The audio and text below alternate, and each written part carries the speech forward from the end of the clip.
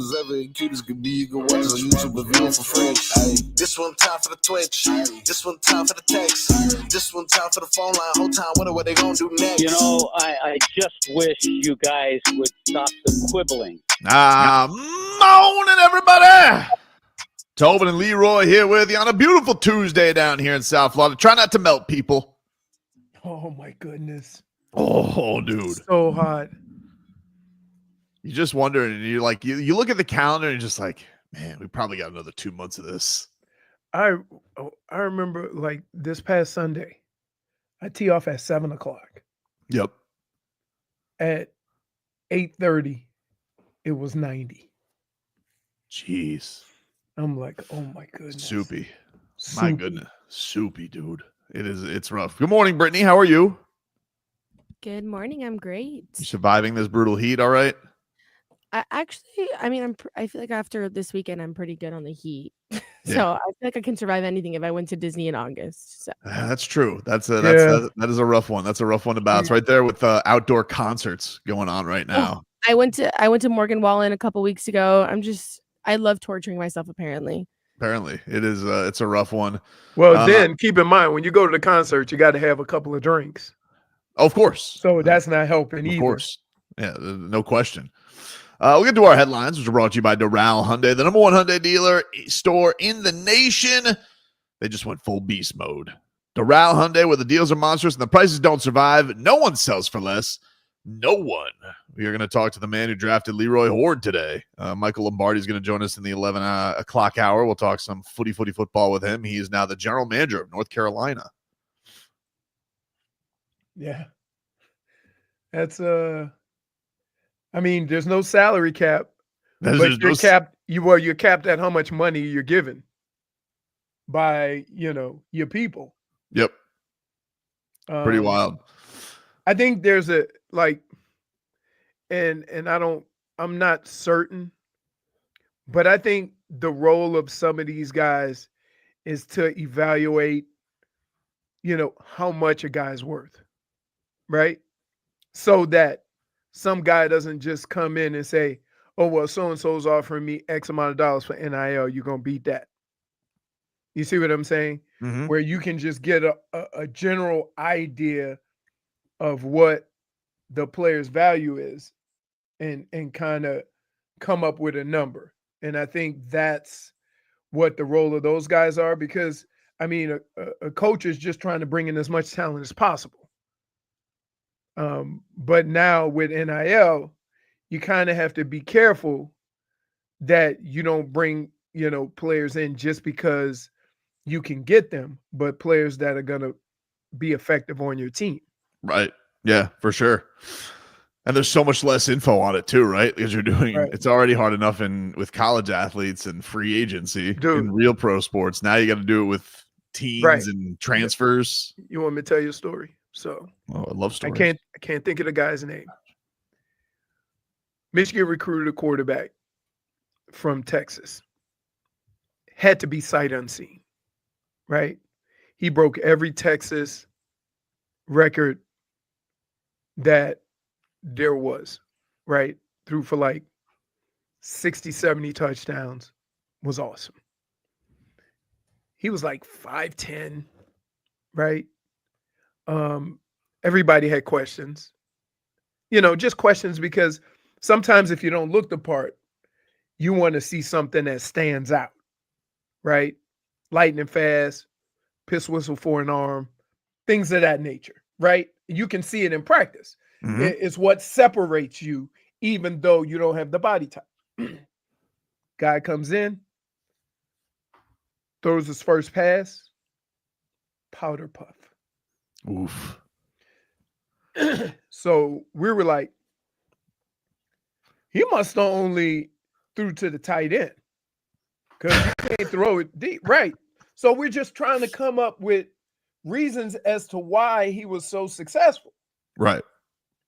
After maybe a year, we asked him because he was never going to play at Michigan. We could tell after a month. He played 8-man football in Texas. I didn't even know it was a thing back then. Yeah. It was either 8 men or not 7-on-7, but it was like 8-man tackle football or something along those lines. Huh. And we were like, Never heard of such a thing. this is incredible. So the Marlins yesterday, they fall to the Astros 8-2. Sandman, he got pelted around 6 runs in 7 innings, especially had a rough 4th inning. That second time through the lineup.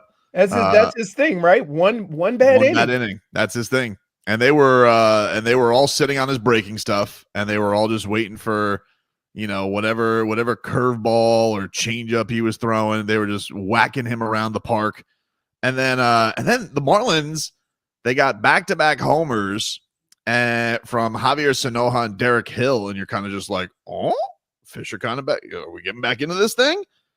And they were down 4. And then in the 8th inning, dude, never fails. It never fails. 2 outs. You got yourself a chance to get out of the inning. If you give another team life the way the Marlins did with this mental blunder, and it's tough because Otto Lopez has had an awesome season, but in a situation, they basically get a ground ball to Wagaman. He steps on the base, throws a dart to Otto Lopez. All he's got to do is tag the runner. And the runner gave up. He's like, all right. But Otto Lopez just like let him go by because he, for some reason, didn't, I guess, realize that Wagaman touched first base.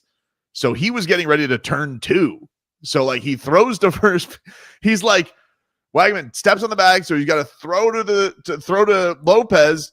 He's about to step on shortstop and turn 2. He's already like, you're the 2. You're the 2. Right. You tag. Usually, and this from my baseball days. Usually, when you touch first base, you throw the ball and say tag, tag, tag. I'm sure. I know. It's just you practice it all the time. Like these are like drills you have where you practice all these different scenarios, and it's the same thing in any sport. But for whatever reason, there's certain things that catch you off guard, and that's what it seems like. Like what are we doing? So that obviously cost the Marlins because inevitably 2 more hits and the Astros tack on 2 more runs. And so it kind of killed the comeback effort. And then not only that, but then you had in the next inning, they were starting to start the inning nice off again. And Augustine Ramirez gets thrown out at 3rd. And you're just like, oh, jeez. So not the cleanest. That far down, you don't want the out, right? It was a bad base running blunder. Yeah, it was. Yeah.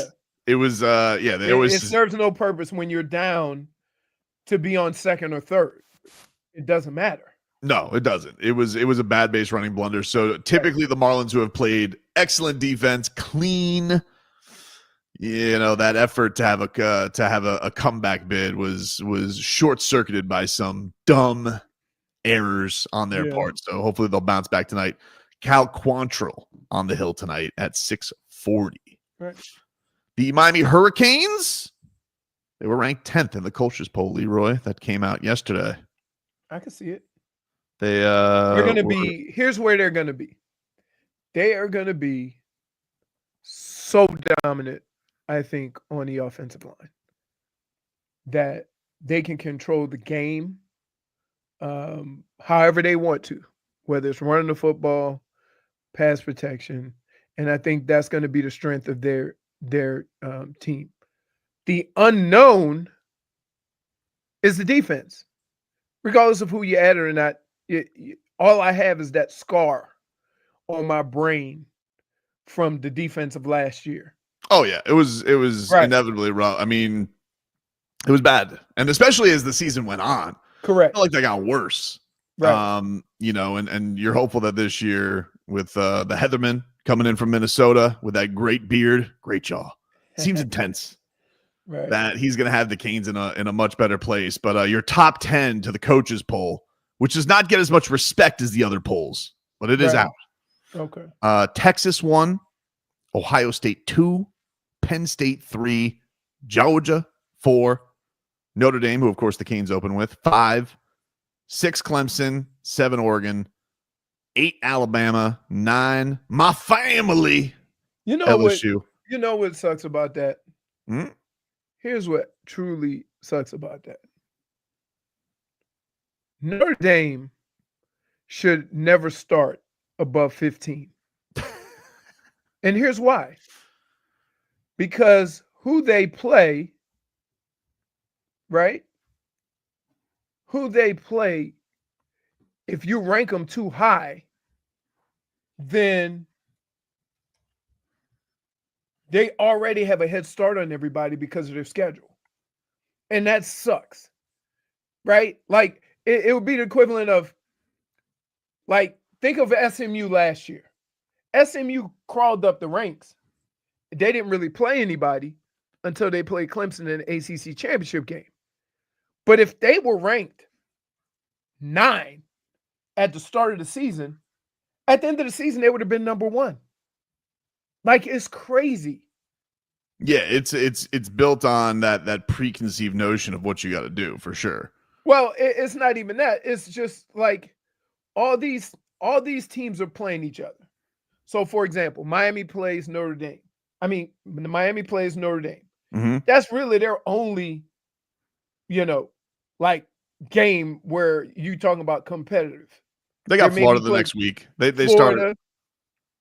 But when you look at all these other teams, like the SEC, right, who are, if you ranked in the top 5 and you end up in the top 5, you've beat some really good teams to stay there. Like, Notre Dame has a 2-game gauntlet. That's it. 2, maybe 3. They're playing. It's not as much air armed forces as it usually is. I'm looking at it right now. What do we got?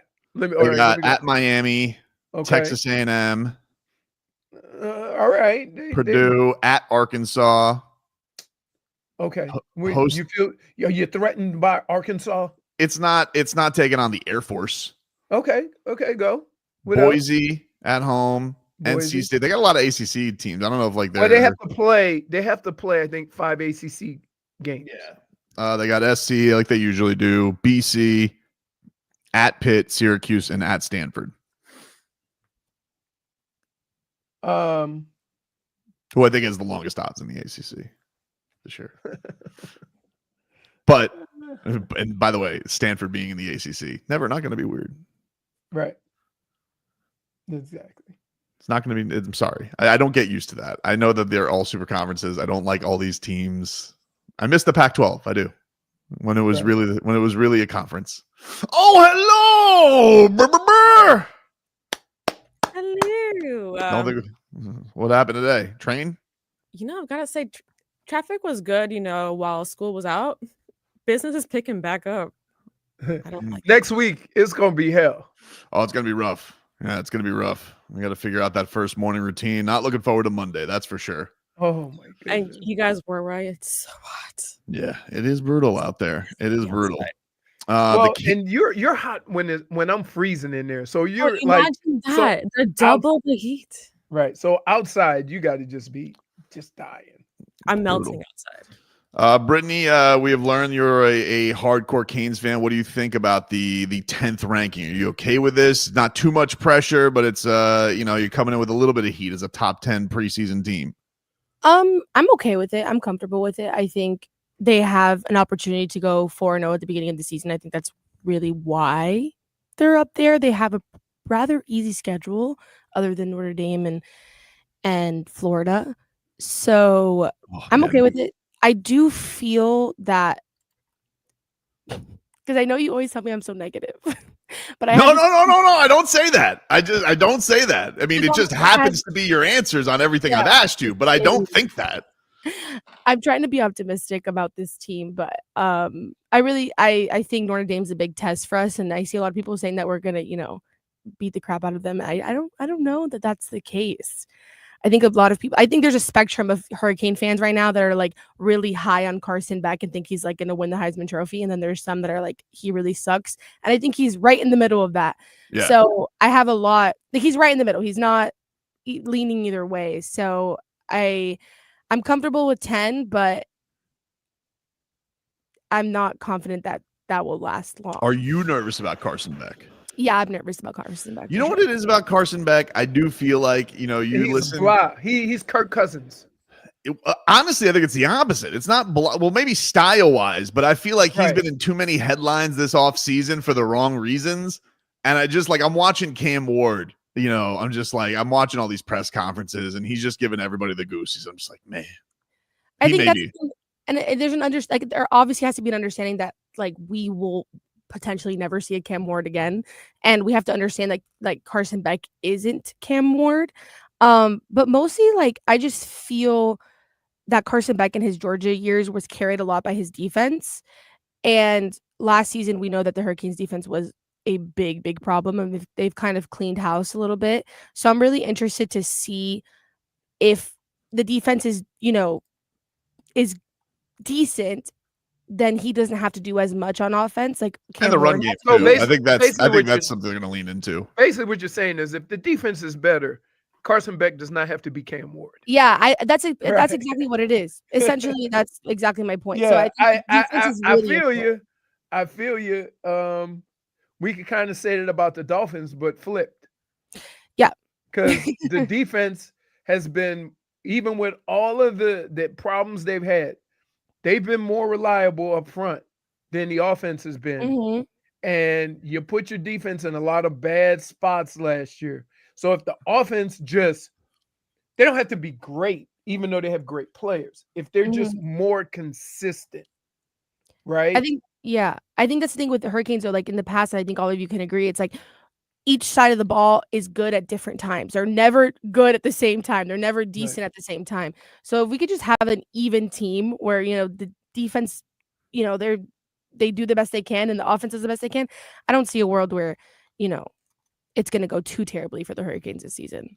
I can already tell you, and my ultimate thing too is I'm with you. I think the early part of the season, I'm confident. It's always a late season ACC that I'm terrified of. Rando.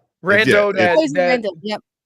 And it's we don't have a Syracuse game this year, thankfully, but still, there's teams in the ACC. There's going to be at Pitt at noon. Yeah, that's a classic game for the Hurricanes to lose.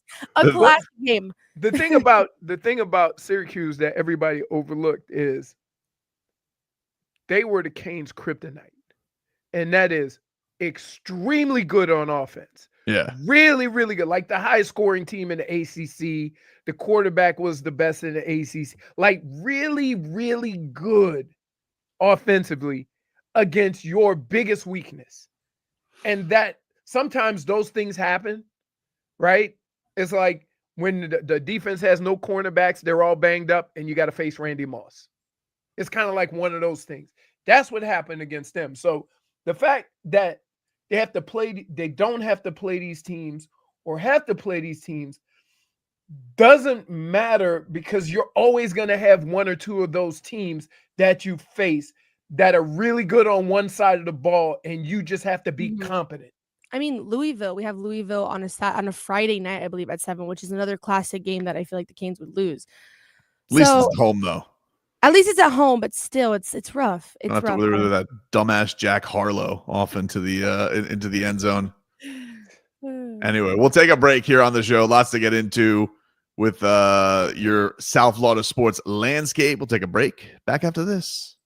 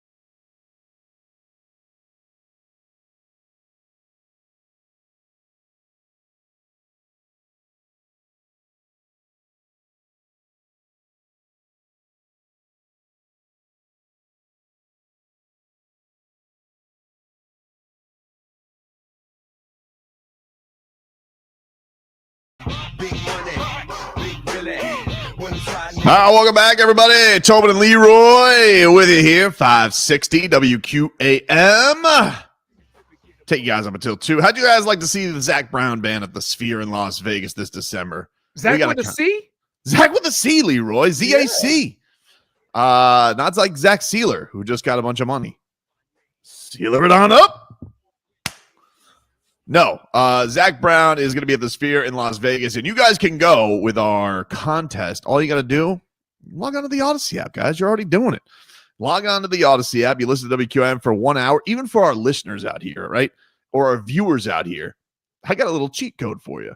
Log on to the Odyssey app. If you still want to watch us, just put it on mute ski. Just say, keep it there for an hour. I don't know. And I'm just saying, if you want to game the system, you still like seeing our ugly mugs on camera, whatever. But either way, you guys can be entered for listening 1 hour each day. You keep on listening every day, you get more chances to win. What is the winner going to get? You're going to receive round trip airfare to Las Vegas, 2 tickets to see Zach Brown, and a 2-night stay at the Venetian Resort in Las Vegas, which is directly connected to the Sphere. So don't miss out. Log on to the Odyssey app now. It's a national contest. For more info, go to odyssey.com/Zach. As Leroy said, that's Z-A-C. Odyssey.com/Zach. And a special thanks to the Messina Touring Group. I saw Leroy. Were you on ESPN radio yesterday? With Amber Wilson. Really? Yeah. Wilson. It was short. I wanted to say, since you've been gone, all my chicken wings are safe. Oh, man. Yeah, she is a scavenger. Let me tell you what this Amber Wilson used to do. So we had these things that we would go to on Monday night at these bars down in Miami. Me, her, Tobin. They feed us. Me and Tobin, hey, we'll split an order of wings and get a hamburger or something like that. Amber goes, I'll have a lettuce wedge. Yeah. I'm like, who are you kidding? The food comes. Immediately, her face is filled with barbecue or hot sauce because she says, I didn't order them, so technically I didn't have wings. Yeah, it's crazy. Like, apparently charity wings or thievery wings don't count in Amber Wilson's world. Well, what did they want to talk? What did she want to talk about yesterday? The Dolphins. The Dolphins, and how they, they asked the same questions about Tyreek and Tua and, the offensive line and whatever. And, my thought has been consistent. Like everywhere that Mike McDaniel has been, right? They've played offensive football a certain way. It's been physical, right? When you think about Atlanta, in fact, why did they lose the Super Bowl? Stop running the football. Yeah. Right? Mm-hmm. You think of they were in Cleveland. That's all Cleveland did with Chubb. Then you go to San Francisco. San Francisco, although they had a lot of trick plays, they were known as a physical team. Right. Comes in there. He's the guy who finds Jeff Wilson for San Francisco, Mostert. Right. So then he comes here and, they get Tyreek and whatever. And the first year they ran the ball really well. We have Raheem Mostert breaking records. Right. They ran the ball really well. And then they kind of got away from it for whatever reason. Right. And I just basically said, I know he's a good football coach. I know that this is not what he's done in the past. So I'm flabbergasted by this offense. It is interesting, take it for what it's worth. But I was watching some of Teron Armstead, because he was at camp this past week, and he was talking about that he does feel like he sees a changed Mike McDaniel. That a guy's even with the practices being intense, he's still getting on guys, especially star players. So it feels like he sees a little bit of a difference in him. I know Zach Sieler spoke a little bit about this yesterday as well.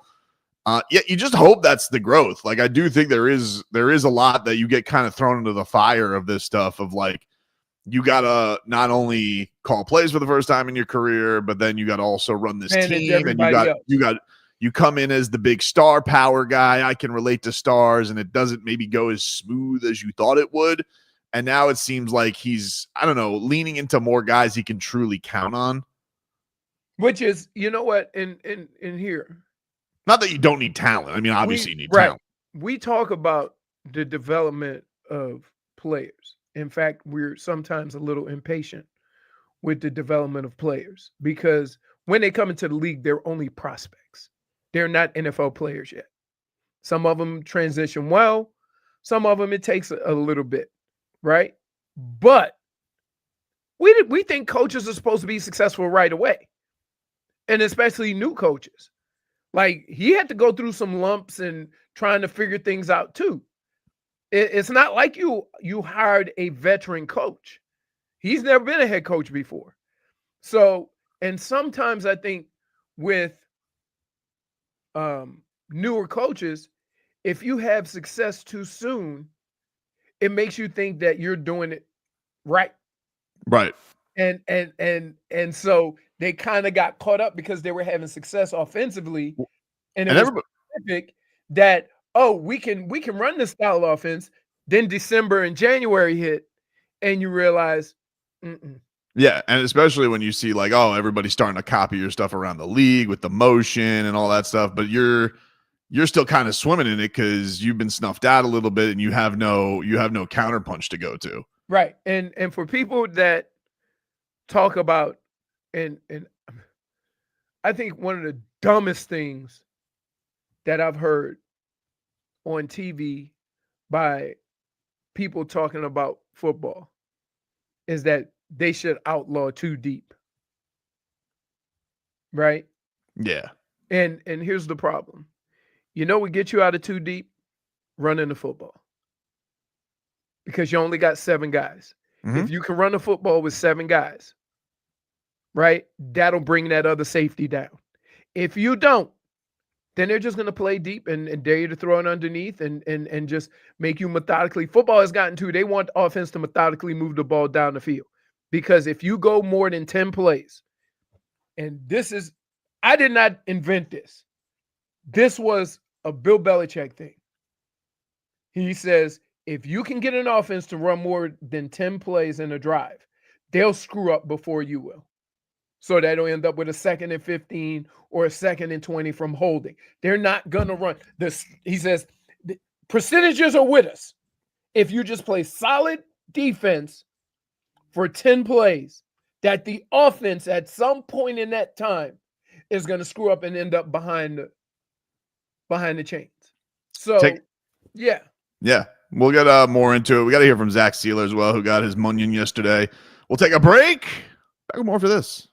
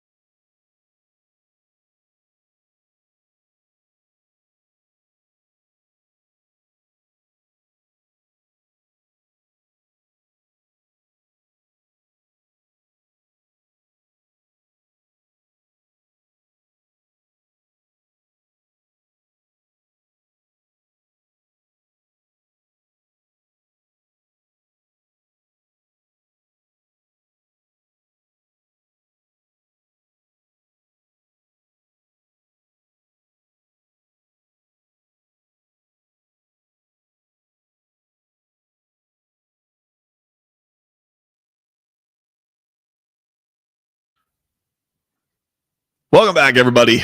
Tobin and Leroy here with you. 560 WQAM. Take you guys up until 2 here on the program. We're streaming live on YouTube and Twitch. The channel Miami 560 WQAM. You guys can watch us there. Joe Rose now streaming live on YouTube and Twitch as well. I saw the big dog. Watched a little bit of him this morning. You know, I like it. Now I can throw him on my TV instead of those idiots from Get Up. It's nice. It's easier for me, Leroy. Sit there and be like, oh, do I want to watch another Micah Parsons segment? Nah, I'm going to throw on the big dog. Much easier for me. How do they look? They look good. They look good. Big dog. Listen, the big dog was a big TV star for a long time down here. This is nothing new for him. I remember when we were in the we were in the same studio. They were in where the Spanish station is now.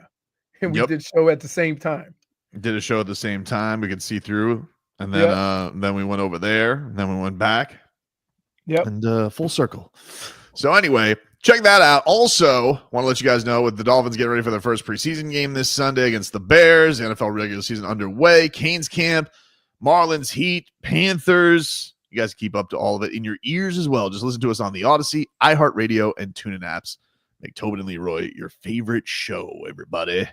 Let us get to the mixed bag.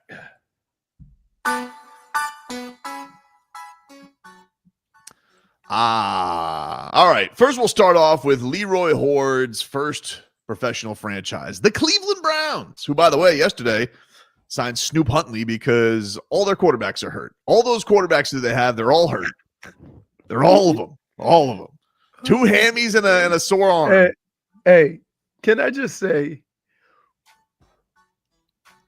what is happening to the Cleveland Browns is kind of what's happening to the Dolphins, but at a less important position. And cornerback's pretty important, but they ran up cornerbacks like it ain't nothing. And that's kind of one of the positions you were trying to reload. Yep. You look at the Browns. Oh, my goodness. You had a whole room full of quarterbacks. You had more quarterbacks than running backs. They had you ran up through all of them? Dillon, Gabriel, and Kenny Pickett got hammies. How much running are they doing? Are they running for their life in Cleveland? What's going on there? They move around and they, do scramble drills and all that. So they got to do some running. They got bit by the hammy bug, and then Shedeur Sanders is dealing with a sore shoulder, but he is, I guess, running first team right now because he's the least of the injured. So our old friend Snoop Huntley is back in Cleveland. Wow. Yep. By the way, it's pretty amazing. Also, by the way, shout out to Teddy Bridgewater, who apparently is signing with the Bucs today. Yep.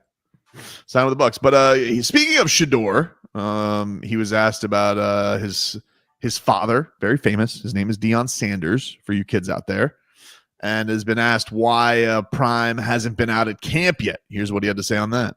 I don't want him coming to see me right now because I want to get to where I want to go then for him to see me. I don't want him to come and see me, get a couple reps and, he's cheering like a good dad. Like, nah, you can't be proud of me right now. I got to get to where I'm going, and I know it's a lot I got to do to get there. So it's kind of like I just want everything that I'm doing is just, like, focus on this time, and I don't want no distractions because we know how the media, we know how everybody would take it and take away from the team just from him being my own dad showing up. So, it's a gift and a curse at the same time. There you go, Shedeur Sanders. Yep. Very and very accurate. Very accurate. Like, is there a more polarizing sports figure in the last 25 years than Deion? I mean, it's been weird seeing it, especially with the coaching. Right. But it's just like, he's one of those people that, he always has an audience. Always. So if he were just to go and say, you know what, I want to see my son before I start camp, it would kind of be a distraction to his son, not to him. He's used to it. Right.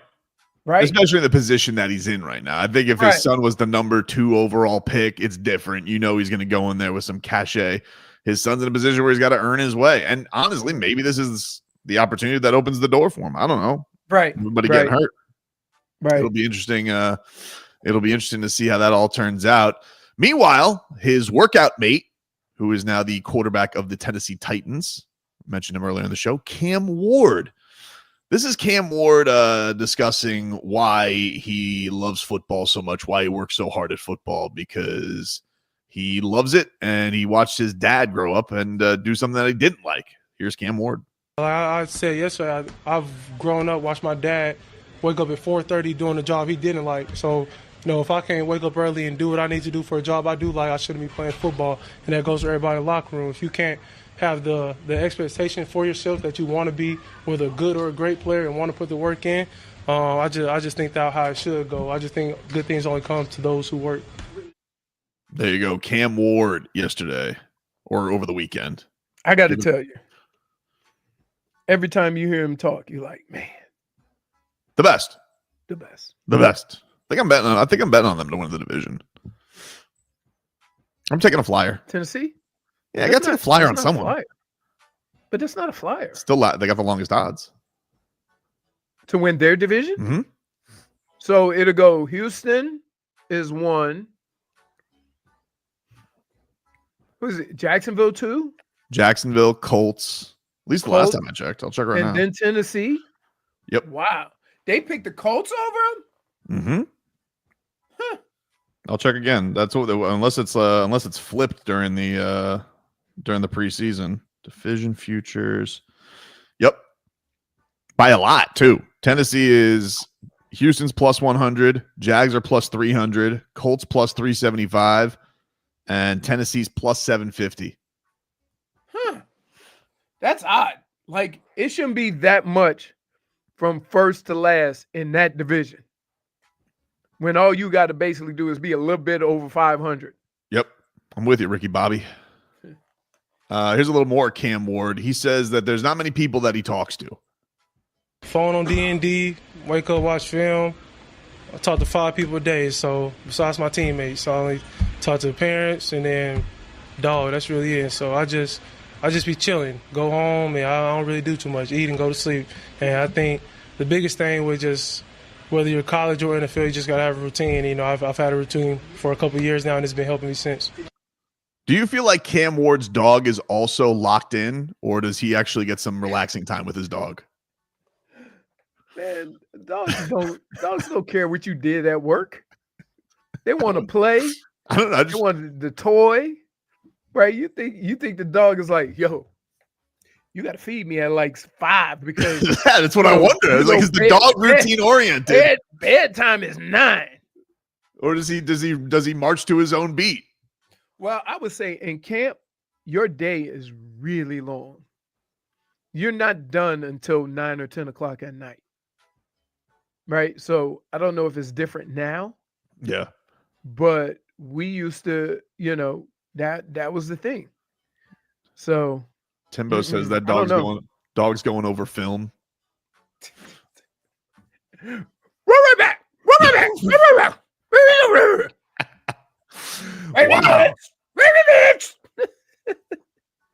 You gotta check that. Could you imagine? I'll tell you, I think Cam Ward's dog is locked in. The dog looks up and say, "Well, hey boss, what were you thinking there?" And Cam said something back to him. I definitely see Cam. Yeah, no, because like Cam Ward's definitely like, if he's talking to his dog, he's definitely got a dog voice, like, back to him. That's definitely happening. It's definitely happening. Another man who puts in that work is Zach Sieler. We'll hear more about his contract situation, but he was asked yesterday about his buddy, Christian Wilkins, and everything that he is going through. And this is what Zach Sieler had to say with all the headlines around Christian Wilkins. I know you, this is about you and your signing, but one of your buddies, Christian, is kind of going through a rough time. Have you talked to him? Mm-hmm. And there's a lot of negative things that are being said about who he is and what he is. Yeah. What do you want to say on that behalf? As I somebody love Christian like a brother. He's the godfather to my son, and he's that for a reason. I love that man. He is a character in every sense of the being, and I think that everything he does is with passion and energy. And I do hate to see him going through this, and I know he'll bounce back, and I don't know all the aspects. I've actually asked him specifically not to give me any of the details, and I don't want to know. What they're working through is what they're working through, but I know I will be here for him any day he needs to call, anytime he needs to give me a ring and just talk about life or anything outside of that. I'm always here for him, and I always will be. There you go. Zach Sieler on Christian Wilkins. That's what friends are. Like, in case you guys, we live in a world now that if you have a really good friend and they do something wrong, then you're not supposed to be their friend anymore. Or they go get in a situation, you're not supposed to be their friend. Right. And I was always confused by this with OJ because I used to golf with him. And, he got caught up in some crazy stuff for a few years, right? Did some jail time. He did? And I always fought internally about, can you still be somebody's friend and not like something they did? Right. And people tend to, it makes me look better if I dissociate with that guy that I called my friend on yesterday. So I appreciate hearing Zach say that, because that means he's a real dude. Like, yep. Whatever he hears, it don't matter that Christian is his friend. And I always wonder, do we all feel that way? Because if we have a good friend that does something crazy, right, it's almost easier on you to just dissociate with him, even if what he or she did was just a terrible act. I got distracted by Crooked the King, who says that Cam Ward's dog gets all the other dogs together on the block to go over film from their failed attempt prior to that week to get the mailman. So he's breaking it down. You say, Schnauzer, you got to cut him off. Schnauzer, Pitbull, you just bark. He going to look at you. Schnauzer is going to run him towards us, and then we going to get him. Cheetah's dog is showing up late for stretch. Where's Cheetah's dog? What kind of dog you think Cheetah have? A Pomeranian? Dave South says Cam Ward's dog told Shedeur's dog he's not working hard enough. Oh, man. We'll take a break. Hour 2 is next.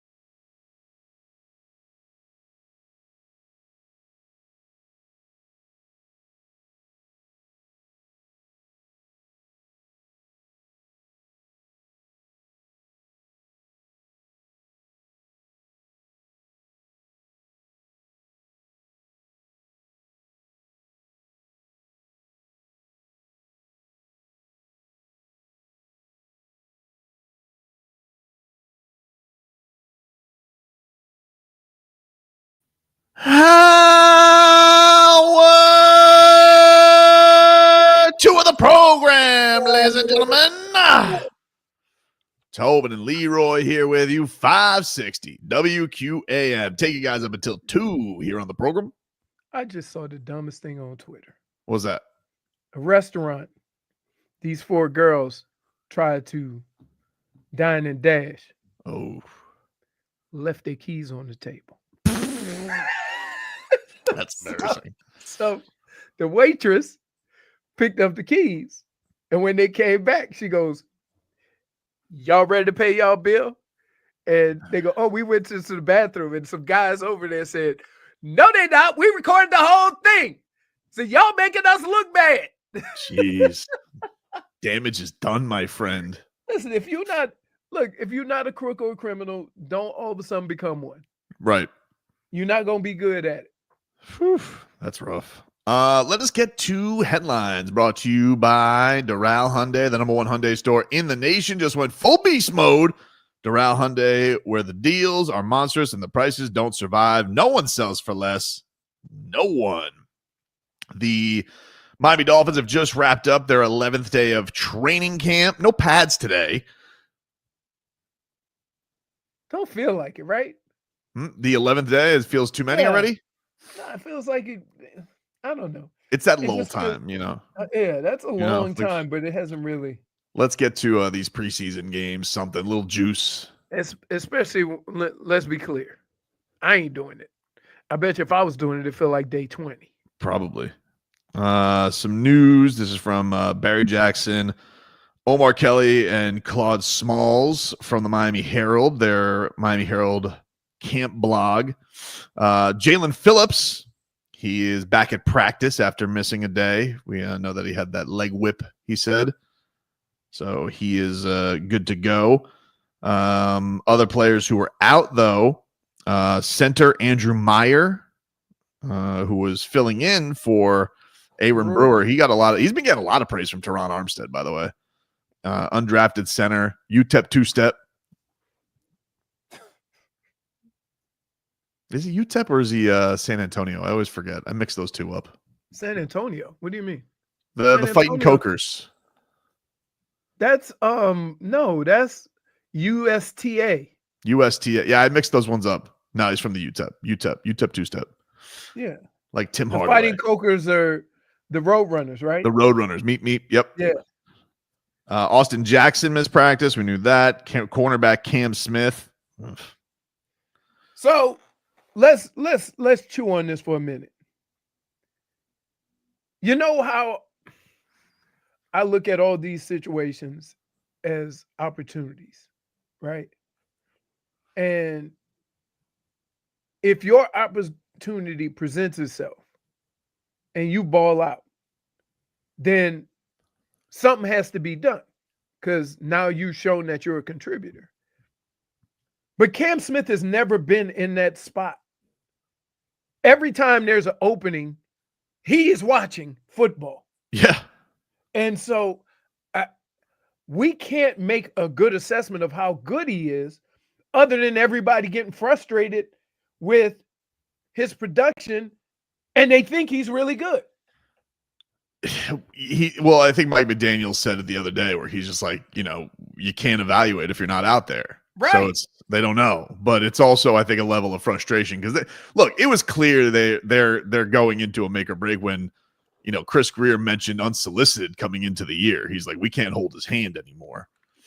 So they give you a year, maybe 2, right? If you show maybe progress, not as fast as they wanted, but progress. But if your progress is gradual and they have questions of whether you get it or not, then what they're going to do is stop investing time in you because they need to invest that time in the people who are going to play. And it's not a knock on him. It's just a knock on the situation. If you standing there coddling a guy who may or may not play, you missing out on coaching up the guys who are going to play. And you have that much time to get it all together with the limits on padded practices and stuff like that. yesterday, Anthony Weaver told the media, you feel for Cam Smith because you know that he wants to be, because you know the want is there, the fight is there. It's just hard to have steady growth when you can't be on the field. So the challenge for him is ultimately just to see if he can stay healthy and be out there consistently for us. But until that happens, obviously monumental gains will be difficult. That sounds like coach talk. It does. Well, he's a very nice man. It seems like. No, I know. But I'm just saying that's kind of how you respond to not show your disgust and just in your aggravation over the situation. Yeah. Right. You just pull that off of page 6, dealing with player injuries, and read the thing. Right. Right. He really wants it. He really wants it. I mean, before camp started, they said he got to act like he wanted more. When is the time though? Like we did see eventually, like Noah Igbenogany found something with Washington. Is an exception to the rule. Yeah, so like I'm saying, really, really, really young. But if you get 3 years in and there's nothing, like it's over, isn't it? Yeah, they're not gonna. They're and here's the problem: who you think is gonna be a contributor, and who ends up being a contributor, is not always the same guy, right? But you owe the other guys on that team, the organization, and the fans to put the guy out there that's going to best help you to win. And sometimes you have to make these decisions not based on who you like, right? But who is the productive guy. And so this is how, to be honest with you, this is how undrafted guys get in the lineup. Situations like this. Yeah. Like they're the only ones standing, they ball out, and the coaches go, didn't see that. We might have to find a spot for him. Well, that is, I guess that is the good news, is the Dolphins have, for whatever reason, can't draft a corner since Xavier Howard, but they've been very good at finding undrafted gems. Right. And don't get caught up in, I tried to explain this to everybody. The draft is just your starting point. The draft is your ranking as far as a prospect. It doesn't make you an NFL player. And so when you see, like, people talk about being undrafted and things like this, well, the only thing that happens with being undrafted is when you do all the testing, it don't fit on the chart that they have to deem you a high prospect. It doesn't mean you can't play. And I think a lot of people, there's been a lot of quarterbacks who have been drafted in the later rounds that are now playing football in the NFL that you wouldn't even understand. Like, we think, can Dak Prescott win you a Super Bowl? I mean, maybe. He was a 4th rounder, right? Russell Wilson was a 3rd rounder. I mean, we're not going to even talk about San Francisco. I don't even want to talk. Yeah, I thought you were going to go with the man with the deal with the devil. Brady. Yeah, hate him. Brady. Hate his so, what gets you drafted highly is you look the part, right? Yes. These guys look the part, and that tends to move you up the list at quarterback. But it doesn't mean, and I wish people would get off of that, it doesn't mean you can't play because you were undrafted. Just means you don't fit the stereotypical look of a player that plays that position. So I don't know why this went viral yesterday, because this is apparently from a press conference like 10 days ago. But yesterday this started making the rounds, which was the start to Mike McDaniel's press conference. And what's wrong with his arms? Don't his arms look extra short? I think that's because he's got them rolled up. Yeah. Something. But don't they look like just, it looks weird. You should stand corrected. Good morning. False. Great morning. Let's go. Why great? What makes this one great? Because we're another day closer to death.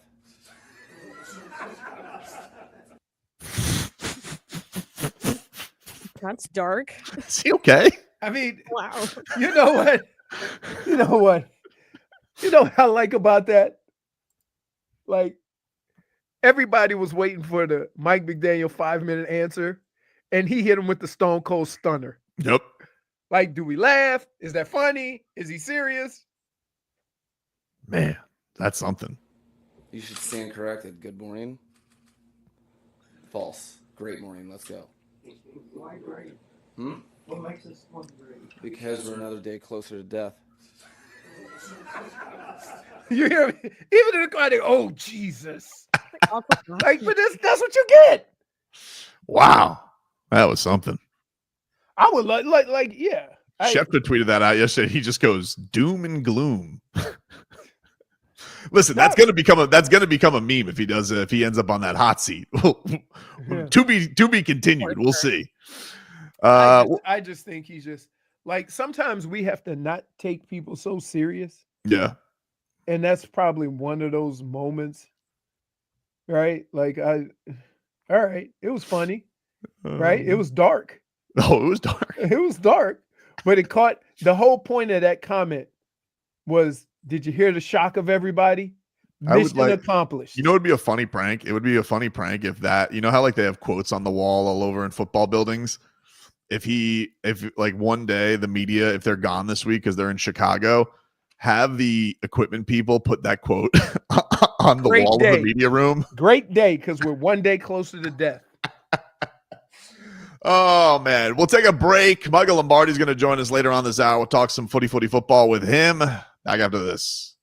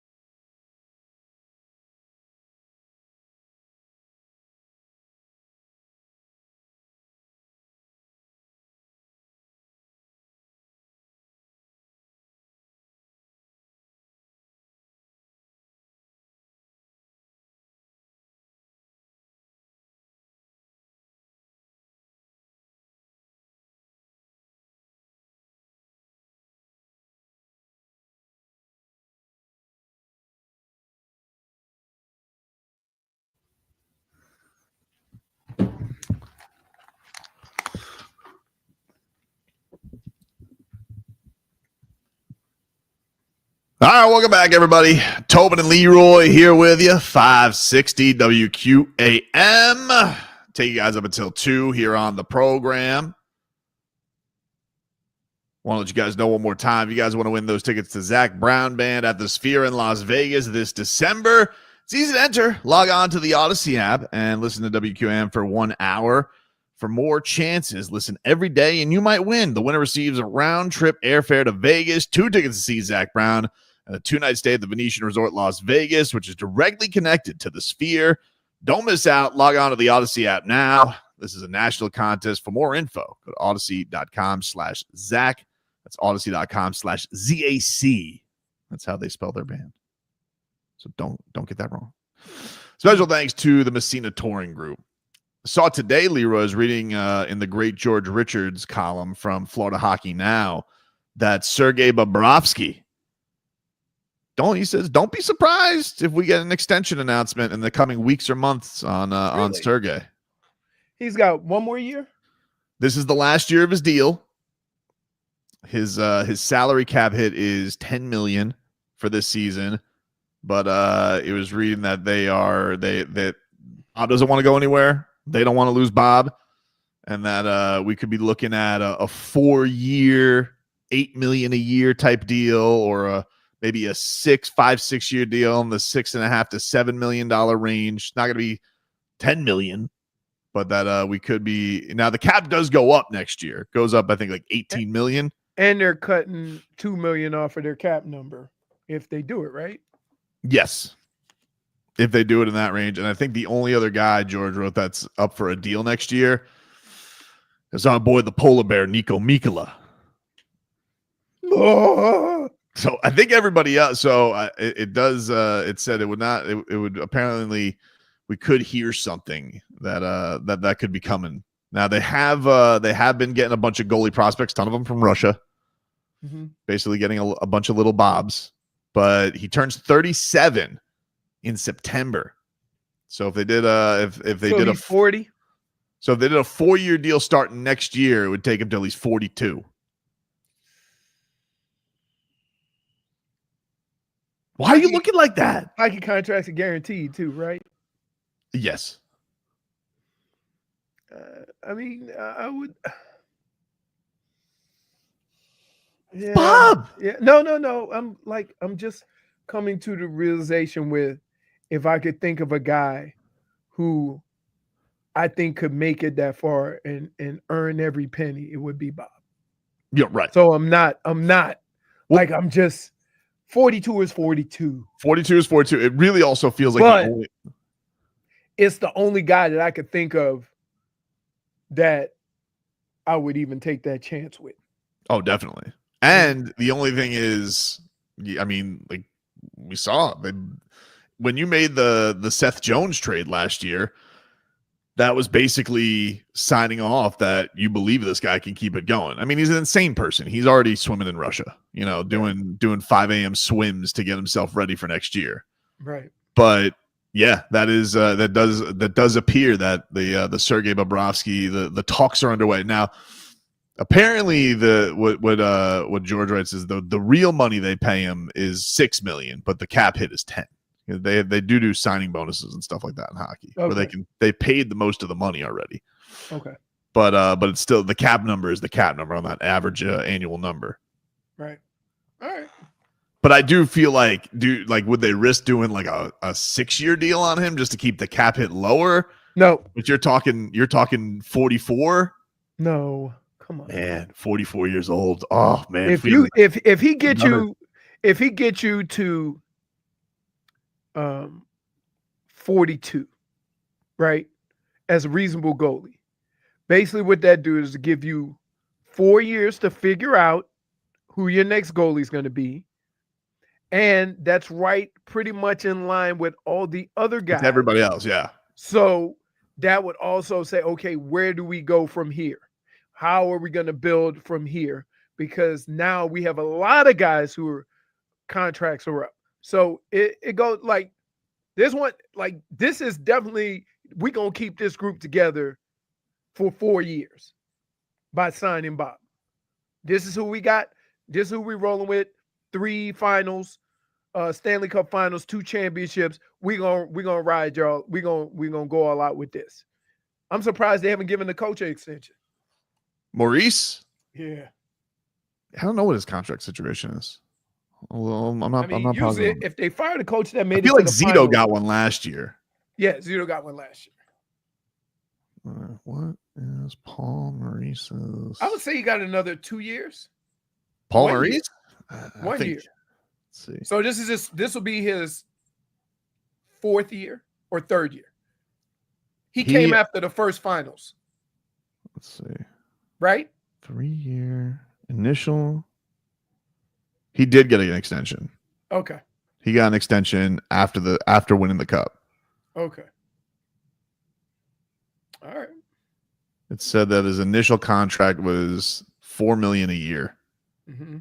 And but terms were not disclosed to the extension. I'm gonna feel like you got a cup bump. A cup bump. Well, I imagine you gotta feel like there's a cup bump. They got him early. Unlike Jerry Jones, they got him early too, because you know what's better than a cup bump? A 2-cup bump. You get that 3-peat bump? That 3-peat bump? Like, and they're probably all upstairs saying, glad we took care of this guy early. You think he's got a 3-peat clause? He's got to have a 3-peat clause. What do you mean? If he wins if he 3 straight, no bump? You know what's crazy? Like, have you ever heard a team talk about contracts less than this organization or these players? Oh, no, it could have worked out. It'll be fine. It'll be fine. You know right away. You know what guys who are going to be here. When they say we hope to keep them, they have never failed. But the only thing, it really does feel like, because Silly Sauce who said it? Yeah, he says we have Bob and Marchand at 42. Like that's the only thing that feels like it derails it is if just Bob falls off a cliff. Because everybody else, they got young guys, right? Right. Everybody else, you can find Sam Miscavige. He's gone, right? No, he resigned. All right. So you got Sam Miscavige, who is very Marchand-like. Yep. Right. You got rid of your young goalie, but you got Seth Jones. Yeah, you got rid of Seth Jones, and also while Seth Jones you're paying for a lot. I think Chicago's paying 50% of it. I think. Yeah. But the only thing that I would say is that you had a goalie.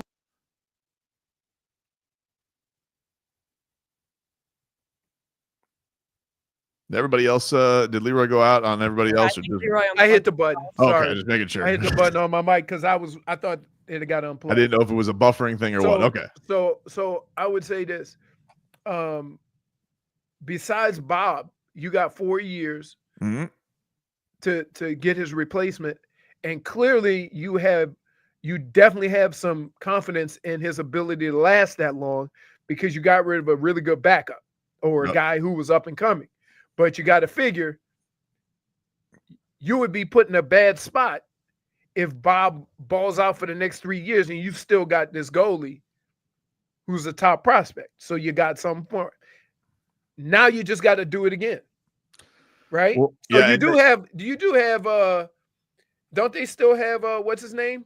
That Vanacek? No, I think he moved on. They got I forget who they got. They got a new Russian goalie. Like they got a bunch of guys. You just say new Russian goalie? No, yeah,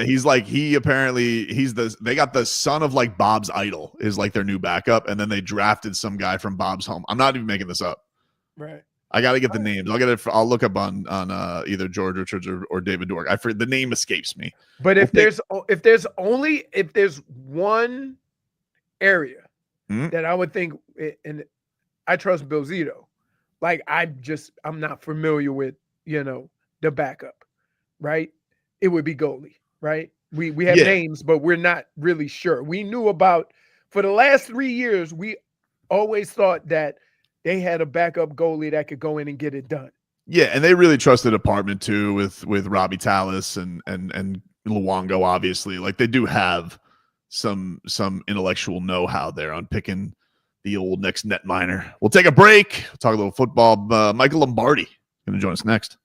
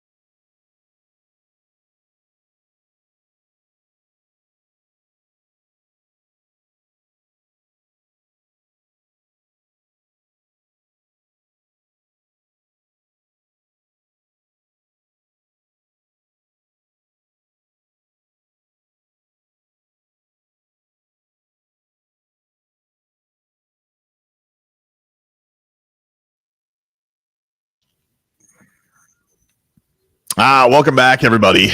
Tobin and Leroy here with you, 560 WQAM. Take you guys up until 2 here on the program. We're streaming live on YouTube and Twitch, the channel, Miami 560 WQAM. So, Brittany, you touched base with Michael Lombardi. We're going to push him back to next hour, he said? Yes, I'm still confirming with him, but I think we're going to go around 12:15, 12:30. Sounds good. All right. So, in the meanwhile, no problem. We will go at our normal space because it is Tuesday. Ergo, that means it is time for our favorite Tuesday game. The damage is done, my friend. Get to this. You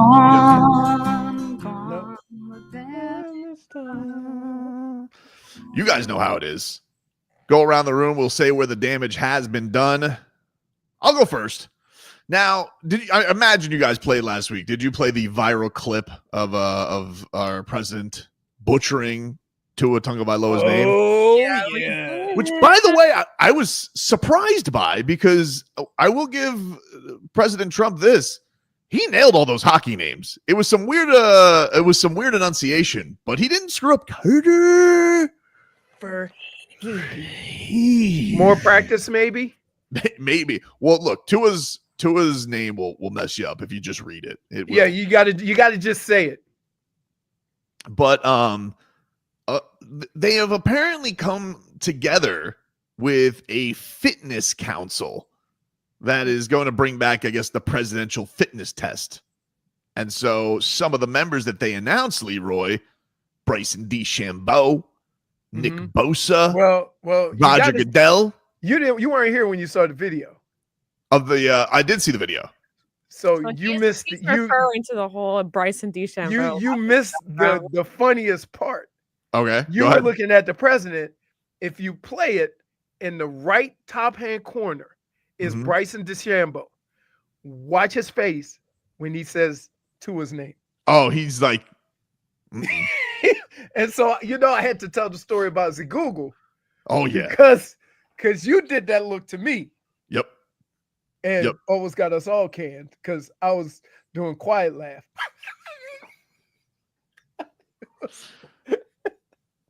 But Saquon Barkley was also one of the names mentioned. And Saquon Barkley took some heat recently because he was golfing with the president. That was regardless of what you think about the president, saying I golfed with the president is that has nothing to do with being Republican or Democrat. It's sure. Cool. But it's cool. But he was asked, but he was listed on the council. And Saquon Barkley, he comes out and goes, I'm not on the council. But I got to tell you, Saquon, the damage is done, my friend. I'm sorry. It looks like you're on the council. I mean, you golfed with him. That meant you were on the council. That put you on the council, right. Dude. I'm sorry to tell you. Right. He goes, it was brought up to me, but I was definitely shocked when my name was mentioned. And I'm going to say the damage is done the opposite way. Mm-hmm.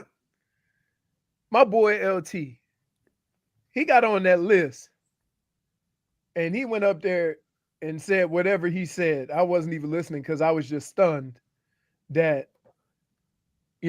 with what he's been through and stuff like that. Reminds me of when Stephen Ross put together the bullying council. Yes, and he picked 3 bullies. he was like, it was Marino. Tony Dungy's always on every. Because you know what? He's on the council. If you want to give your council instant credibility, Tony Dungy does that for football, or organization, a television program, or any council. He had, I believe, Jason Taylor on the council. And then he had, I think Curtis Martin was on the council, strangely. Yeah. I was like, what? I don't think that council ever met. You know who? I think, believe it or not, I think he used to date Tony Braxton, if I'm not mistaken. Trying to figure, what was the official title of that committee? I don't know. They never met. So that was like, hey, we're doing something to make it right, which, I mean, the only thing you really can do is split the 2 guys up. That's it. Football going football.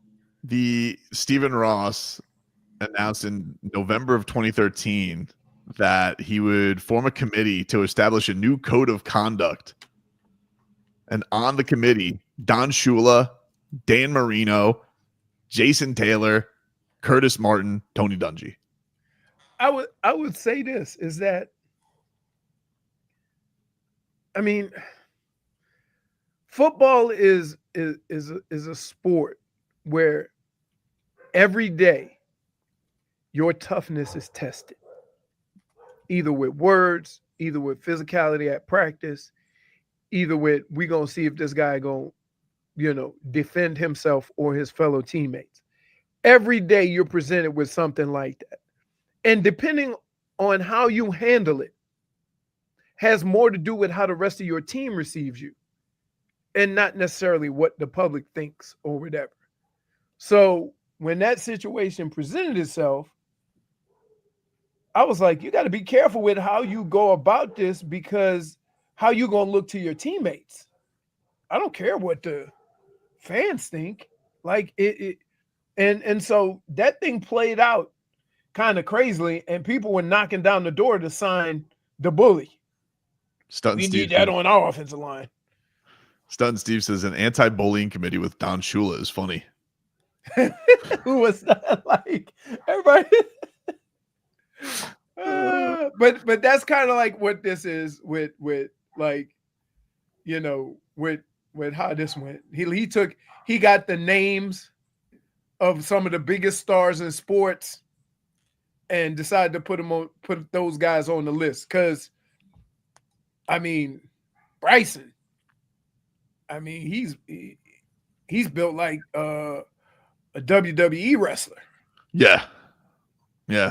So what damage is done for you, Jennifer? Well, I've been working on trying to make these shows that are coming out on stream better. So I do not have a video for my damages done, but I will talk about it. So this past weekend, we had that monster truck event at Emirate Bank, I believe it was. Monster Jam? Monster Jam, correct. So a couple, maybe end of July, I would say, there was the monster truck jam, I guess. It's possibly not the same thing, like the same event, but pretty close, whatever. In Washington, there was an 800-pound tire that flew off of the truck while it was mid-stunt.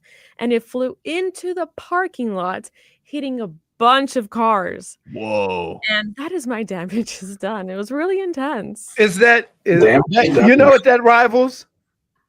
The dumbass that put his grill underneath his car. I don't know if you can see here. So it's mid-stunt, and there it goes, flying into the parking lot. Whoa.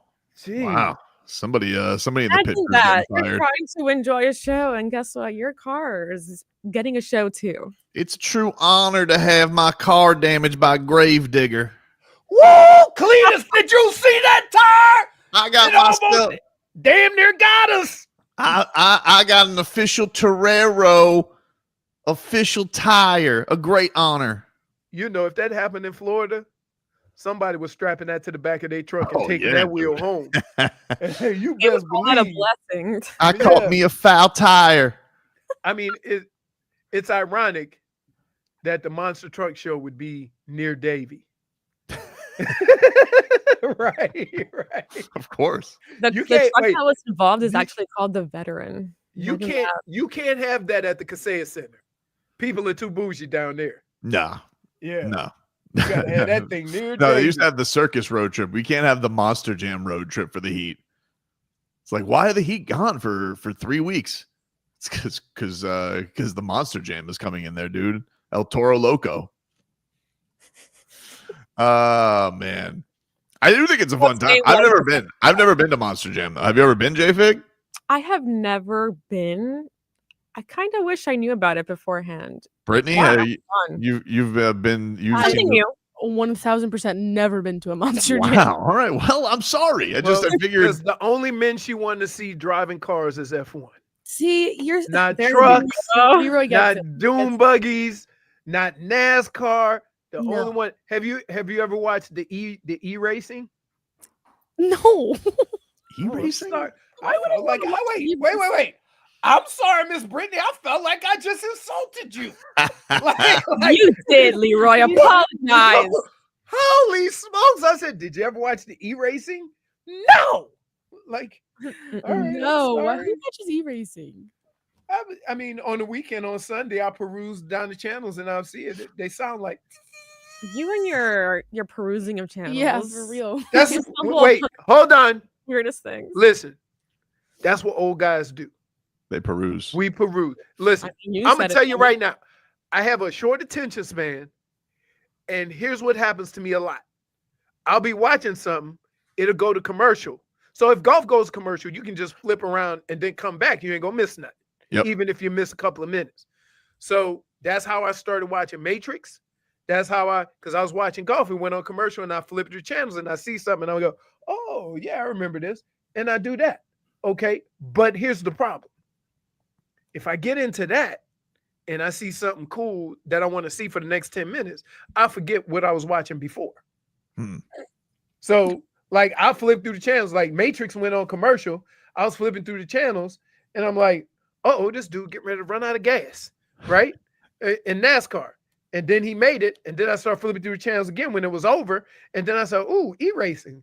Oh, they only got like 10 laps to go. You know, so like that's my Sunday. Brittany, what damage is done for you here today? It has to do with F1. All right, what happened now? Give me a break because they're going on a 3-week break right now. So hiatus. Yeah, they're going on a 3-week hiatus. It's called summer break for them. So I need to get all my F1 stuff out this week. Okay. Fair enough. But my damage done goes to Ferrari. Because Damage it's not done. It's not the same as yesterday. Don't worry. Lewis Hamilton came out and said in an interview that he feels useless, that he's useless, and that Ferrari should look for another driver. Wow. And yeah, so my damage is done is Ferrari because at this point they just extended, like I said yesterday, they extended their team principal, but they're making my boy feel useless. The greatest F1 driver. Is he a of all fat cat? Like, is he since he's gone to Ferrari, is he no good anymore? It's weird about car racing. It has a lot to do with the team and how they put everything together and the engine and stuff. Like it's the driver, but a lot of the failures You're as are good as about the mechanic. bad game plan, race planning. Well, apparently, like it just came out yesterday after like a debrief that during the race on Sunday, Lewis Hamilton had asked for upgrades on his car. Saturday going into Sunday, they did the upgrades. He tested the car. He felt great in the car. And then before Sunday on the race, they reversed all the changes. What does that mean? Like all the things that he had asked to be changed in the car, they changed it. He drove the car. He felt great about it. And then the next day he got in the car and the car was not what he asked for. They had reversed all of it. Why would they do that? Nobody knows why. That's the problem. So I don't know. I feel like Ferrari has a big conspiracy. They're trying to ruin his legacy. I don't know what's going on, but I don't appreciate it. But isn't his legacy already set? I don't know. People, I mean, F1 is like cutthroat. These younger people that are taking over. The next guy.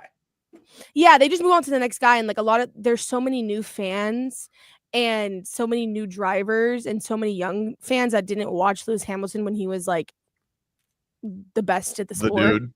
I know what you're feeling. You know, Brittany, I know exactly how you're feeling. It's like these young punk MMA fans who have walked around and they all say that like George St. Pierre and John Jones weren't that great. And I'm like, I hate all of you. Exactly. Can't even exist on social media these days. Yeah, it's the same feeling. It's like they all are like, oh, he's washed. He's 40 years old. He's washed. He sucks. Da, da, da, da.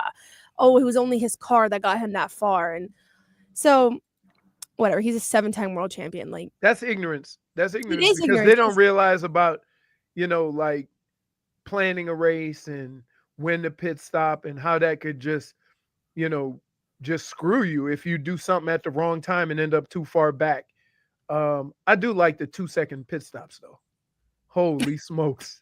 Yeah, It's not like NASCAR. I know they were like they told Ferrari, like Charles Leclerc, which is the other Ferrari driver, they're like, you guys have had the fastest pit stops in all season long, and he's like, okay, but have we won a race? Like, wow, okay, cool. Yeah, so they're wasn't really he with McLaren before? No, He was Charles always Leclerc was always with Ferrari. Always with Ferrari. I thought he was getting ready to leave. Did he switch teams or something? I thought he switched. No, not Charles Leclerc. No, not Charles. No, Leclerc. Lewis Lewis Hamilton. Lewis Hamilton was with Mercedes. So he started Mercedes. off with All McLaren. right, that's what it is. He started off with McLaren. He got his first title with McLaren. Then he went to Mercedes, won 6 there, and then now he's with Ferrari. I'm trying to sabotage him. This is a Christian Wilkins situation going on with Lewis Hamilton. I really do feel like it is a sabotage. It was a great when Sebastian Vettel was driving for Ferrari and Lewis Hamilton was beating him all the time. I think this is their payback on that one. So they'll take the L just so he doesn't have success. No, I'm just kidding. I have no idea. I'm just being.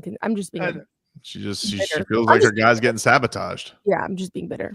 By the way, speaking of reality TV, which that F1 definitely got more famous off of, tonight, training camp with the Bills debuts, Leroy. Hard Knocks. Why, dude? You don't want to find out? Miss it so quickly. Hey, wait. Don't dismiss it. First of all, the Buffalo Bills got a little drama going on with this James Cook thing. I want to see what's going on there. Wait. I think the funniest line in all of this was, we did not know he was going to do this. Yes, you did. The man that you think he just asked for a contract yesterday? He just kept answering on all of his answers. He said, "Why are you here?" And he just keeps going business, just like straight Marshawn Lynch, just answering all of his questions with business. Yeah. It's like, so I'm definitely, I'm all here to watch a little Buffalo Bills drama unfold. But this is like last week, so this might be before he did the holdout, right? I don't know. Yeah, I don't know. They can turn that stuff around pretty quickly. Do they do it every night or do it once a week? Once a week. Okay. Once a week. I guess how many episodes I've seen of any of them? 0. Yes. You're missing out, dude. It's a really good show. I'm not missing out. You're missing out. You're constantly perusing. Your interest in the sport is different than my interest. Can we just say that? Why? Because you like all of that stuff and I do not. Like, you excited about something when you're doing the commercial like the NBA going back to what, NBC? Yeah, Hard Knocks just because you know what I don't care about like Hard Knocks just it speaks to football being back. Like other reality shows like that NBA, they tried to do that with the starting 5, right? Yeah. And there was one interesting guy. Jimmy Butler was literally the only interesting guy on that show. Like it was Tatum, LeBron gave you nothing. Like how do you make LeBron boring? It's like because I want to be boring. I want nothing real. Like no real. Here's 5 episodes of LeBron getting massages. You know, like it was nothing. The only guy who had anything of interest was Jimmy Butler. But that Hard Knocks doesn't matter. I want to find out who's going to make the team. Yeah. So good. It's good. Hard Knocks makes me sad. Why? Because of things like that. Because of the fact that they make you fall in love with these guys and then they cut them at the end and it's so sad. Hey, I've never like, man, and they're very aggressive in the mornings in camp too. Like you could hear doors being knocked on 3 doors down. I remember I was with a guy, I was staying with a young guy, tried to help him out because they wanted to keep him, but he was a knucklehead. One morning they came, knocked on the door. Boom, boom, boom, boom, boom. He said, "Hey man, the door." I said, "Hey brother, that ain't for me." Never saw him again. Then I watch like preseason games and like I see like the 4th quarter comes around and you see those guys and they make a mistake and I'm like, oh, they're getting cut. It's done. And it makes me the whole preseason just makes me sad. How does that work, Leroy? Like he gets knocked on the door. Is it pack your bags immediately and leave, or do you have to go see coach and then while you're gone, he's gone? You ever heard the phrase when you're breaking up with somebody, turn in your playbook? Yeah. That's what it is. So it's literally just Bring give him your the playbook. playbook. Bring your playbook. Then Correct. you go to practice, and then while you're at practice, he's on the out skis. They pack his stuff and he leaves. Yeah. Or they go back, he'll talk to the coach, and then, It's not like Yeah, Love like, Island. Love guys, Island, 30 minutes. you guys gotta pack your stuff. disappear. I'm telling you, when guys get cut, you just don't see them. It's like they disappear into the fight. Love Island, man. That's like we had the naked biker. Yep. The naked biker. I haven't seen him since. Wow. Yep. Y'all don't know nothing about that naked biker. That was the funniest and probably one of the craziest things we've done at camp. But You just got to make your own entertainment, huh? huh? Got to sit there making your own Dude, entertainment by day 11. It wasn't like you get bored, right? Because you have like 2 weeks before you do anything. And you get bored after like day 3. And what happens is you have to understand that. So all the time I was in Minnesota, I had the same offense. So when you come into camp and you redo everything again for the new guys, you get bored, right? You get bored because you've been with this system for 3-4 years. It's not a situation where new coach or whatever. Now we did, I think the last year we didn't have Brian Billick. He had gone to the Ravens. So, but other than that, it still was the same offense. Dolphin Kane says Tobin likes seeing players want to call their grandma from Jeff Ireland's office. You can't say that wasn't good television, Dolphin Kane. You can't say that wasn't good. It was good television. Here's what my problem is. We're taking something, the emotions of an individual, and making it entertainment. And I think that if we were or you were put in that situation, it probably wouldn't feel that good. It probably wouldn't. I mean, that here's what annoys me is all the GMs are cowards because the Giants, that was the best Hard Knocks I've seen in years. And that guy still got his damn job. And Joe Shane, because he was such a bozo, now nobody wants to do it. I love off-season Hard Knocks. That was a gem of a show. Kills me that they don't have that. We'll take a break. I mean, especially when the team that you had the conversation with went on to win the Super Bowl. And the owner said, I'd hate to see him in the division. Oof. Take a break. Get you caught up with your headlines. We're back after this.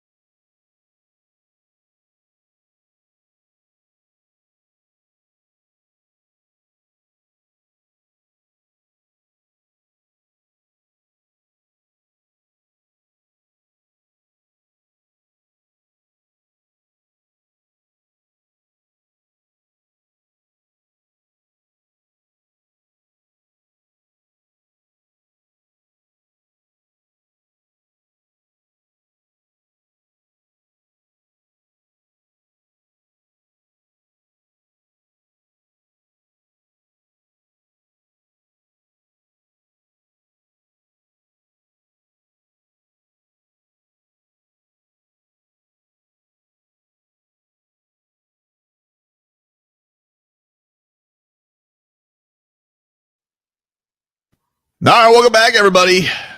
Tobin and Leroy here with you, 560 WQAM. Take you guys up until 2 here on the program as Miami Dolphins wrap up day 11 of training camp today. Zach Sieler in the orange jersey, fresh off him getting that big old bag yesterday, showing up with his aqua cowboy hat. That Zach Sieler, that baby Zach Sieler. Looks like he'd already get 5 sacks, Leroy. That's yesterday. That's a big baby. Baby Zach Sieler. Telling you, man, that thing looks like he's already got a swim move down. He's already just mauling. He's already taken out all the other babies in nursery school. You know, if they have another boy, it's gonna be number roughhousing around the house like the Watts. Oh yeah. Pretty wild. Let us get to our headlines brought to you by Doral Hyundai.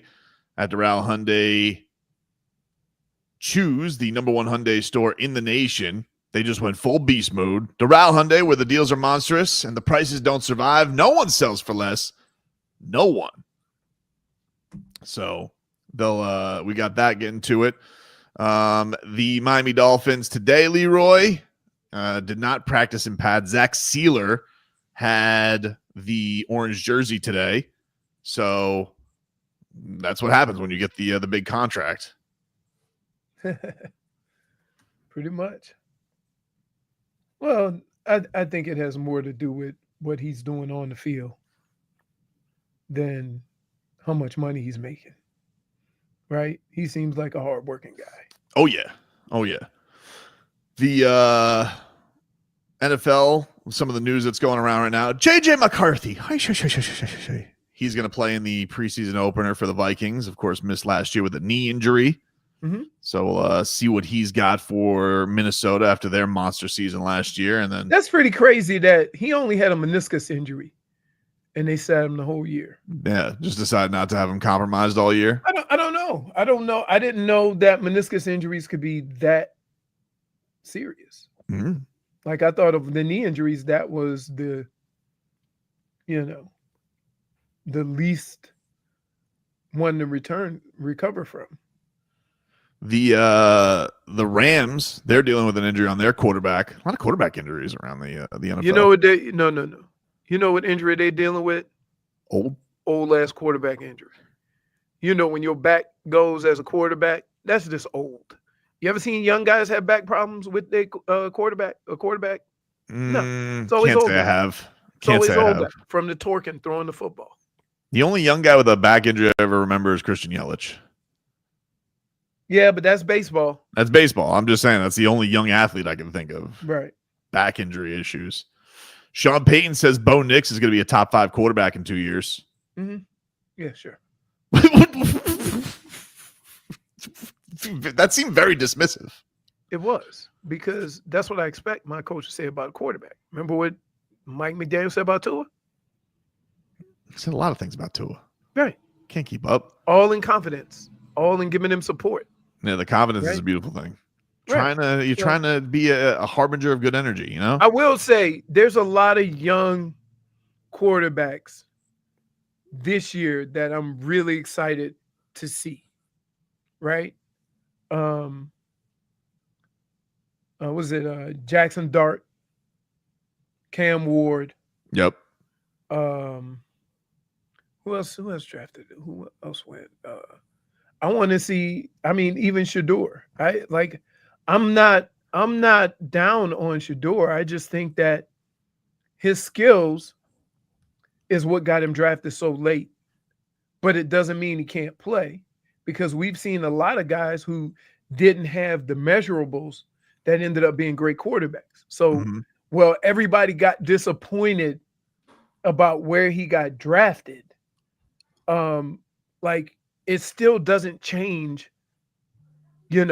whether you can play or not. You're the only one that can determine that. No, and then you got to see, Jaden Daniels, if he's going to continue to be amazing, or if there's going to be... I don't think he's going to have as good a year as he had last year. You think it's going to be like CJ Stroud? Not necessarily that, but it's going to look different because, keep in mind, with a game plan everybody's going to come into the game saying, let's not let him do this, right? So you're going to see part of his game where everybody's going to make a conscious effort to stop it, whether it's keeping somebody near the line of scrimmage and he only runs for 200 yards instead of 600, but he may throw for 4,000 yards, right? Like, so you got to kind of, the second year thing, we looked at CJ Stroud and said he had a second year slump when his offensive line was decimated. All his wide receivers were decimated. And so we just look at the quarterback. So there are a lot of things that go into it. The one thing that I would say that kind of helps you with that and would help, like Tom Brady was, they had a dominant defense. So he never had to go out there and throw for 5,000 yards early in his career. And he's got this drama going on with McLaurin. We don't know where that's going to end up either. Yeah. I mean, somebody made a very interesting point on TV. They said, quit trying to compare your number one to somebody else's number one, because those guys aren't come walking through this door. You have a number one. You got to pay him as a number one, not as a Jamar Chase. And so from that standpoint, the numbers get skewed because we immediately think that our guy's not as good as him. But what you're not looking at is this is our number one. Yeah, and you would also think that this is the time where you don't, you kind of have the play money because you're not going to pay Jaden Daniels for 2 more years at least. Right. So I don't know why you would, mess around with that, because almost about the time, like, you probably give him because he's 29. So what, you give him a 3-4 year deal? Yeah. And by the time that's up, you're going to be then that's when you got to pay Jaden. What's amazing about this is people don't realize how old he is and how many okay quarterbacks he had success with. So putting it loosely. While we sitting here talking about, now he has Jaden Daniels, right? Forget this man was really good with guys who weren't as good as Jaden Daniels. So how much success is he going to have with a quarterback who's really good? Pretty wild. So yesterday, Zach Sieler, he met with the media after getting that extension. And here's a little bit of what the Dolphins cowboy had to say. This was him on where things are with the team and Mike McDaniel and everybody being aligned together. Here's what Sieler it on up had to say. The biggest thing we're focusing on as a team, which obviously comes from McDaniels down, is making sure that we are attacking every day with deliberate technique and fundamentals, and to take that into game days on Sundays. And you don't go out there and you forget what got you there. You can get rattled, you can whatever. It's to be able to lock in and hone in on that and get back to those moments. So it's creating those game-like situations at practice, creating the stress, the offense and the defense, the O-line, D-line specifically. That's where I'm at. That's what I see and do. And working each other's in uncomfortable situations so that when it appears on Sundays, you're ready for it. You've had those reps mentally and physically, and you're ready to go. And I think if we can hone in on that, we're going to be a great team. Sweet nothings, Leroy. You'd like to, that's the guy you want to hear from on that stuff. I think they've, for the most part, held up their side of the bargain defensively, and they're getting guys better. So they're going to get stronger and deeper. They should. Yeah. I don't know what the secondary is going to look like, but if you can get pressure on the pass rusher, the secondary don't have to be great. I would say the biggest question right now is not even the talent on offense, but how the offense will be constructed going into this season. It's one thing to say you're going to be tougher. It's another thing to call a football game and play football on a week-to-week basis as a more physical football team. If you look at it, I'll give you a perfect example. If you look at what Dan Campbell tried to do when he was here, right, as far as making guys tougher, look at what that looked like. When he went to Detroit and his whole attitude was making his team more physical. And now they are that physical. And they got banged up last year, and it kind of set them back. but there's never like the way you think about Detroit now is forever changed since the coach took over, right? And I think that's what I thought was coming here, right? Mm-hmm. So I do believe that they're going to make a conscious effort to be physical, and they just need to be patient with it and stay with it. We'll hear more from Zach Sieler coming on up. We're going to take a break. Should be joined by Michael Lombardi. We'll see if he's done with practice over there at UNC as they're in the midst of camp over there. We'll take a break. Back with more after this.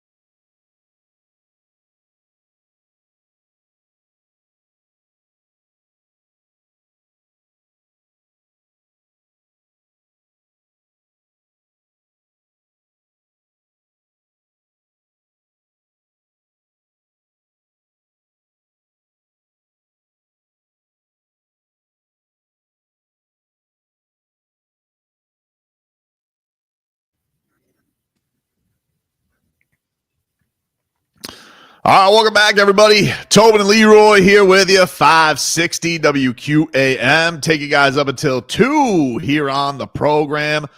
Streaming live on YouTube and Twitch. Miami 560 WQAM is the handle there. And, of course, on your Odyssey, iHeart, Radio, and TuneIn apps. You guys can check us out there and subscribe wherever your podcasts are available. We're in the midst of Miami Dolphins training camp. The Miami Hurricanes getting set for their opener against Notre Dame.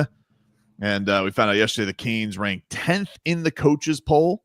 And we got on the guest line, the Toyota of Hollywood guest line. Shop over 2,000 Toyotas on sale at one location at Toyota of Hollywood on 441 between Hollywood and Sheridan, and toyotaofhollywood.com.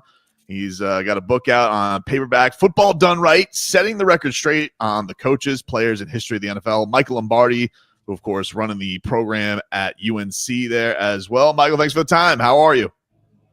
Thank you. Appreciate it. It's good to be here. Appreciate you guys. Did Leroy Horde, did my guy Leroy Horde, did he make the cut, Michael Lombardi? Do we have a chapter on Leroy Horde, his short yard situations or his shoulder pads? We could. Leroy's draft actually in Cleveland was a really good draft that paid dividends for the Ravens down the road. Rob Burnett, Anthony Pleasant, Leroy.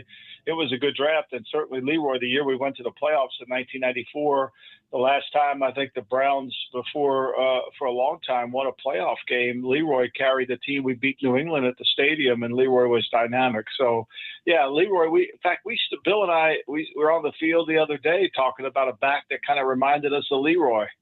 So, players never leave you. You always are comparing them. You're watching them. You kind of remember. The problem is I'm so old that I bring up players' names to the staff and they don't know who the hell I'm talking about. That's the tragedy. It is funny. But Mike, it's weird because I see you in this new role, but at, a different level. But there are a lot of parallels in that you still have to identify talent and value of talent. And is it much harder at this level because they're so young and you've never seen them perform at a comparative level. So you never seen them play against players that are equal to them. No question, Leroy. That's the challenge. The beauty of it is that if you're not able to draft a guy in the second round of the NFL, you lose out.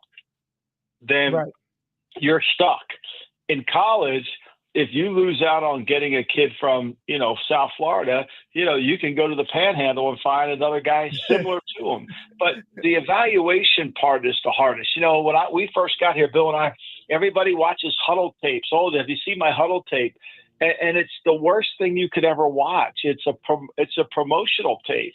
The players put together their tape, and one plays a kickoff return, the next plays a tackle, the next plays a fumble recovery. It makes no sense. So it's taken us a little bit of time to understand how to break down the high school tapes, but we're doing it. And I agree with you. It's hard.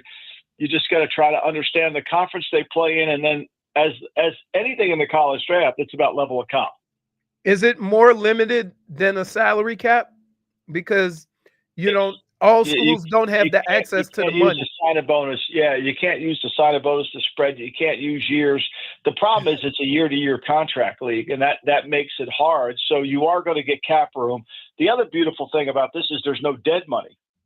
So it isn't like you got a bunch of dead money. I cut this 6 players, and I got $5 million worth of dead money, right? Right. Just move on. And so University of Miami, they've got a lot of players. They're spending money. They're running their cap, doing what they have to do. It's no different than a pro team. And that's why this job is so much fun for me because, Bill and I, when we talked about the college game this past fall last year, when he said to me, would you be interested in going to college? I said, yeah, it's a pro game. It's the same. And the difference is you have more availability. As Nick Saban said, we don't have to listen to the draft. We can go find players. So what was that buzz about the Canes over when the ACC media was all happening? You were gearing up. I know you guys don't got them on the regular season, Michael, but obviously they got a big year ahead. Like, do you keep your eye on guys in programs, even if you're not maybe going to face them in the regular season? I mean, you certainly have to. You got to understand who the level of comp is, right? I think one of the mistakes we made in Cleveland with Leroy was we were so preoccupied with Denver, and we tried to beat Denver and John Elway, and that's all we talked about. When Washington, Philly, and the Giants would go into Denver and just kick Denver's butt. Like, they had no problem beating Denver, the NFC East, when they were really good. And so I think you have to understand who's the competition. And certainly it's not always in your level. It's not always in your conference. Clemson's good. Miami's good. Florida State had a down year. So you're always going to watch those teams repeatedly. I'm going to have them on my monitor every single week. But I think you have to understand what it takes to play at the highest level and find players that fit that level. What did you, because Rhett Lashley kind of made some noise with the SEC folks over there, because nobody should ever say anything about the SEC. Did you agree going into your first year of this SEC and seeing the talent around there? Do you feel like it's a conference that's a bit overlooked as far as the other ones are concerned? Well, I mean, obviously, the Southeast Conference and the Big Ten have all the networks and that. But I think when you look at it, SMU went into Penn State and played as well as you could play in a very tough environment. Mm-hmm. They're a good program. Rhett's done a really good job. I think one thing about college that's pretty clear is if you understand how to manage games, if you understand how to give your team the best opportunity, emphasize the kicking game, you can keep the games close. I mean, when you look at the ACC last year, there were very few routes. Nobody beat everybody. I mean, North Carolina won 6 games last year and easily could have won 9 if they lost a lot of one-score games. So it's a fairly competitive environment, and I think in the Southeast Conference that doesn't always hold the case. Talking to Michael Lombardi, you guys can get his book, Football Done Right, Setting the Record Straight on Coaches, Players, and the History of the NFL, available in paperback now. Of course, had Leroy Hoard, a wee lad in Cleveland. Hey, is Bill smiling more? Leroy is he enjoying it more? I think he loves it. Somebody called me the other day and said, that knows Bill, and said, is he having as much fun as it seems like he's having? And I said, yeah, he loves it. Look, the beautiful thing about this thing here is we can run the program. I don't have some salary cap guy coming down telling me what I need to spend. Right. I don't have some owner's son telling me what we need to do. That's over with. This is just really just football, and we get to run the program, and Bill gets to put his program in, which is great. I think one of the most overlooked things in the NFL at the NFL level, and I've seen coaches that go to college, is exactly what you just said. It seems more about football and not about the other stuff. I remember when we were in Cleveland, nobody ever really talked about Belichick's ability to coach. And whether you liked Bill or didn't like him, or some of his things, you were annoyed by some of the things he did, you knew you were as well prepared as you would ever be for a football game. And now you don't have to deal with all the interactions with all the people you talked about in the media. Because he had no personality, everybody took that as a negative. And so it's exactly. Right. And they never realized what a great coach he is. I mean, it's like, look, how many guys are great with the media?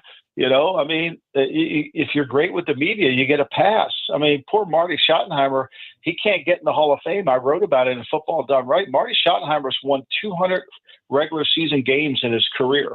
There's only 8 other people on planet Earth that did that. Right. And so, how do you not put him in the Hall of Fame when you're one of 8 out of 500 and some coaches? How do you not put that player in the Hall of Fame person? But he can't get a vote because everybody has an excuse. Well, he didn't win a big game. Well, Marv Levy didn't win a Super Bowl, and he's in. He was 0 for 4. Bud Grant didn't win a Super Bowl. He's in. I mean, so I think it's a little bit hypocritical. And I think guys like that, it becomes who was kind to the media. And that's why I wrote the book. And if you read the book, the last chapter, I explain why I wrote the book. It's a little bit like what Larry David talked about in one of his shows. I wanted to spark a conversation, the middler. I wanted somebody to come in and talk. And I think Sterling Sharp finally getting in the Hall of Fame explains why I wrote the book, because that was one of the key points of my book was Sterling Sharp belongs in the Hall of Fame, but because he only played 7 years, people said he couldn't. But, oh, by the way, Terrell Davis only played 6, but he's in the Hall of Fame. Tony Baselli only played 10, but he's in the Hall of Fame. There's just hypocritical rules. That's why I'm boycotting all Hall of Fame activities until Metcalf gets in. I mean, there's a guy returned 2 punts in the same game, won a Pittsburgh game. Yeah. I mean, but he didn't have Devin Hesper. Devin Hesper's a great player. I'm not disputing that, but Metcalf was incredible in a lot of different areas. Michael, what do you make of with the Dolphins down here? Like, we talk about coaches and development. Like, we're kind of interested in seeing this year if Mike McDaniel can get back or make his team more physical. Like, the idea that this team can change their identity from what they've been their few years. Do you feel like as a young coach going into his 4th year, is that something that's possible? Because it seems like the buzz from the players is better this year, but you don't really know until you get into it. Yeah, I think you don't know until you get into it. I mean, Mike is who he is. Bill Parcells had a great line. He says, when a player shows you who he is, believe him. And I think when a coach shows you who he is, believe him. Now, can he change? We'll see. I think it's important, but it's been that way forever. I mean, look, he's been through 3 defensive coordinators. Is he going to, he's on the second. This is the first year he's actually stayed with the defensive coordinator. But I think it's a hard job to be a defense coordinator for an offensive coach who just wants to run perfect plays. Mike, I say it's a situation of overcoaching the situation, whereas he doesn't let his players go out on the field and compete, because running the football is all about competing in front. They usually know what you're going to run, and it's about a mindset of knowing that this is the time where we have to run the football, and he tries to avoid that by running all these, quick passes and stuff like that. And I'm more shocked that in every other offense he's been associated with, he's never been that. Yeah, it's amazing, right? He was a run game guru in San Francisco. Right. And yet now he comes there and all he wants to do is call pass plays. But here's the reality, though, and I think people miss this. To be a head coach, you have to do what's in the best interest of how to win the game. You just can't run plays. People are preoccupied with that. The best head coaches are the ones that set up a game plan that win that specific game on that day. And if it needs to run 50 times, you run it 50. But you can't go into Buffalo in a playoff game and think you're going to throw it 40 times with the third-string quarterback and think you're going to win. Michael Lombardi, go get his book now. Football Done Right, setting the record straight on coaches, players, and the history of the NFL. I'm telling you, the next edition that comes out, we need a Leroy Horde chapter. I'm talking how big the shoulder pads are, the short yardage, because nothing would bring me more joy than that. Nothing good. Always good to talk to you. Thank you, guys. All righty. There you go. Michael Lombardi joining us there on the program. He's the man that gave me my first scolding. gave you the old yeah. If you were drafted. He called me into the office and said, "Hey," he said, "But look, sit down. What you doing ain't getting it done." He said, "I don't know what else to tell you." He said, "We invested a lot in you, and if we hadn't, you might not be here, but you better turn it around." And that was kind of an eye-opening moment. It kind of stopped. Part of it was being 3-13 the year before. Sometimes when you lose so much, you kind of lose interest. Right. So so what was the issue? Like, I know we joke about the fumbles thing. Was it motor? Like, what was annoying you? It wasn't that. It was just Bill was very big on seeing things in practice. Right. And I was big on, I can't play football like I play on Sunday every day of the week. And so there's a happy medium there where you're getting work in that's preparing you for these games without playing the games, right? And so that was in your preparation, in your effort during practice, in how you did your lifting and stuff like that. Like, take those things serious. And then the coaches would have faith that you're committed to this, and now we can play you on Sunday. And it was kind of that thing. Like, I don't think anybody had any doubt of how I was going to play on Sunday. It was along the lines of, you didn't ever want to go in a game thinking, well, based on what he did this week, I hope he can do it. We'll take a break here on the program. More to come here on the show. Back after this.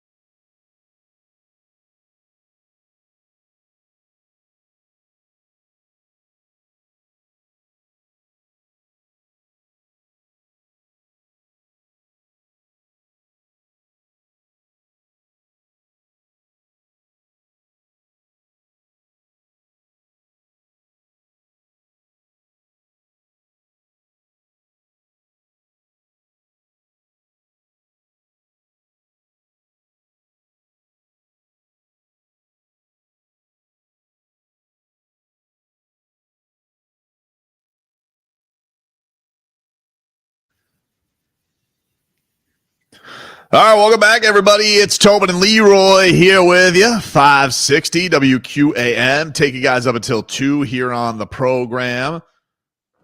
Yesterday, De'Aaron Fox agreed to a 4-year, $229 million extension with the San Antonio Spurs.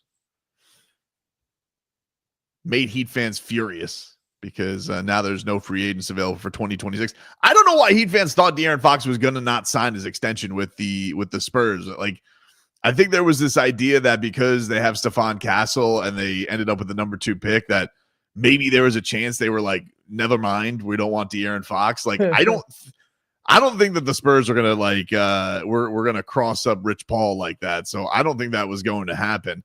And I also, I talked about this when this trade went down. Like, if the Heat were going to get in on the De'Aaron Fox thing, like, they should have probably done it last year. But I don't even know what a De'Aaron Fox, Bam Adebayo, Tyler Hero core, like, I don't know what that does. So my question is this. When you're talking about adding a star player of that caliber, are we going to get away from the mid-range guy? And I say that not to discredit what he does, but when you build your team around defense and space, does that not clutter everything up? Well, he's had trouble with the Kings with all the other guards that they have brought in, and it didn't work out as smoothly. Right. For him. So how would him and Tyler work out? I think it would have been fine. Like, I don't think it's a non-work, but I think that there's a problem in, can you have them as your 3 max guys and be like, hey, this is a contender. I mean, I don't think it's crazy considering there was Malik Monk, Bam Adebayo, and De'Aaron Fox at Kentucky all together. Yeah, college is a little different, though.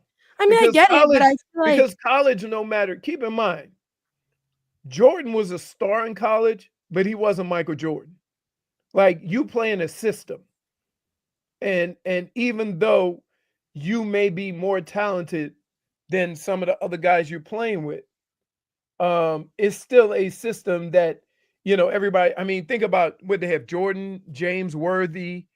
They had a lot of stars on that team that played in a system. In the NBA, you try to take your stars and separate them from everybody else so that they are the go-to guys. And I don't know if you look around the league, if you can kind of have your go-to guy be a mid-range guy. Well, it's also just like the investment that you have in that backcourt has to be right, because like if you're talking about 2 small-ish guards and they're both going to be making, one's going to make $57 million a year, right? And by the way, everybody's clutching their pearls this weekend because Tyler Hero's, they're like, oh, he's going to ask for 40 a year. I'm going to tell you right now, I think if Tyler Hero only asked for 40 a year, and I know how crazy the NBA money is, I think that he would sign that extension with him. Like, I think people got to get that out of their minds. Like, Tyler Hero is going to ask for $50 million a year, and that's what that's the range that he's going to be in. Right. And that's the question: is like, can you have your 2 backcourt guys be that big? Because I think what the Heat are looking at right now, when we talked about all these Heat builds, the build was Bam, Jimmy, and then what is the backcourt guy that you're going to trust? Because you couldn't trust Tyler because of his health. He was always getting hurt. And that's why they were always looking at these guys. And we were perusing the De'Aaron Foxes, the Damian Lillards, because you needed to have that reliable go-to backcourt scorer.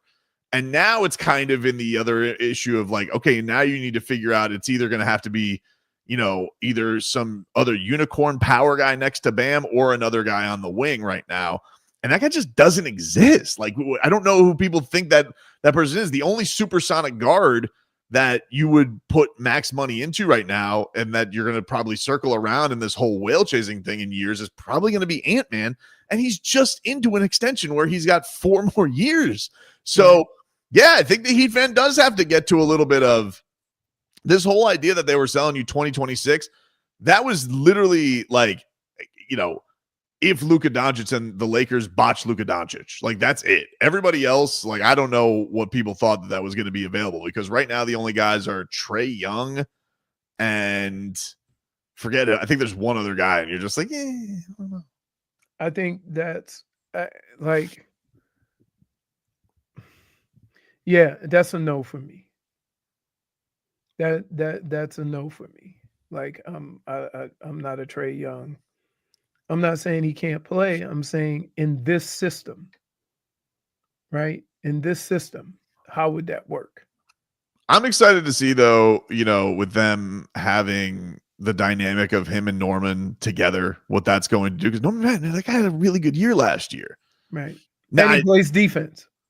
Yeah, and we're hopeful that he gets back to, Toronto, Norman Powell. I can understand. You sit next to that traffic cone and James Harden, he lulls you in. By the way, have you seen James Harden in China?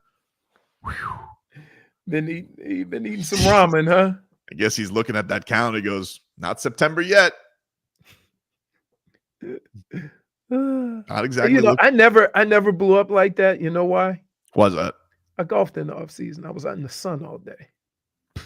Dude, it's like, you're probably shredding it like crazy here. Yeah. Especially if it's hot like this. But it's I think now the question is going to be for the Heat on Tyler is like, do they think that they're going to go in a direction where he's one of the guys that I don't know. He's obviously going to have a great regular season. I have no reason to believe he's not going to be as good, if not better than he was last year, especially with there not being any Jimmy, changing of roles and not having to have Terry Rozier forced next to him for, a couple of months. I do think that's going to be more prudent for Tyler, but he's a little bit in that zone, kind of like Tua, where it's like, we know where he has to prove it. And that's going to determine where the Heat are at with this whole thing. But man, people were going nuts about that De'Aaron Fox thing yesterday. I was like, you guys had no shot in hell of getting him once he got traded to the Spurs. He wanted to go to the Spurs. Right. He wants to pair next to Wemby. So you knew he was going to sign an extension there. It's not even sure. Yeah. They weren't going to double cross Rich Paul either. Like, that's a bad move on the Spurs point. Like, you're not going to be like, oh, yeah, we made this move happen here. And then, oh, sorry, we ended up with the number 2 overall pick. He's going to be like, all right, well, you don't have to pay him right now. What's the problem? All their guys are young. They're not paying anybody else. The Heat are at the point where, they paid Bam. They got to figure out what's going to happen with Tyler. And then now the question is like, all right, what does everybody else do with Wiggins being more comfortable? I saw Wiggins was in China on the Great Wall of China. And also, Khalil Ware was riding a camel. Oh, my goodness. Was his feet dragging on the ground? No, they weren't, which was quite surprising. I was like, man, they got some tall camels. Yeah. No, camels are huge, massive animals. They are huge. What are you talking about? I don't know, dude. I don't recall how many camels I've been around in my life. I'm not really sure. See? Would you ride a camel? I don't know. They're kind of sneaky. You trust that thing? Look at that thing. I don't, dude. Look. I don't know. It makes that thing look like a horse. Can I just say that camels look dumb as hell? What? That camel looks so dumb. Why are you saying that? You don't know if that camel's unintelligent? I don't. I didn't say that. I didn't say he was. What makes them look stupid? Just look at the head. And just the lip. He looks like he's just ready. My mama told me. I don't know. I don't know. I'm not. I'm not. My palms start sweating. I was watching something on X. A guy catching a king cobra. I think I saw that video the other day. A bag and a tube. Intangibles? Yeah, he's just tapping. Well, no, over there they treat snakes differently. Right? So they're so he was like a snake charmer. No, it was just a snake that showed up in the hallway somewhere. Giant one. I'm like, I would be out. Sell a house, we done. The boy Dale, sorry. Figure out what to do with Tyler, ? Trade him for 2 picks or move him to a team trying to take a leap. Yeah, I don't know what you guys think you're going to get for Tyler. Like, I don't, that scoring guard thing that you're going to have to pay a boatload of money to, it's not exactly fetching a ton of assets. Now, I think Tyler could definitely get you a pick. Yeah, the problem is that here's where I always go with all this. You want to trade Tyler, right? Right. Keep in mind, in all the other times that it was a possibility of Tyler getting traded, nobody really wanted him. Right. Or nobody really fully was willing to give the value that maybe the Heat wanted. And then you have to think of this. If you get rid of Tyler, who replaces Tyler? Yep.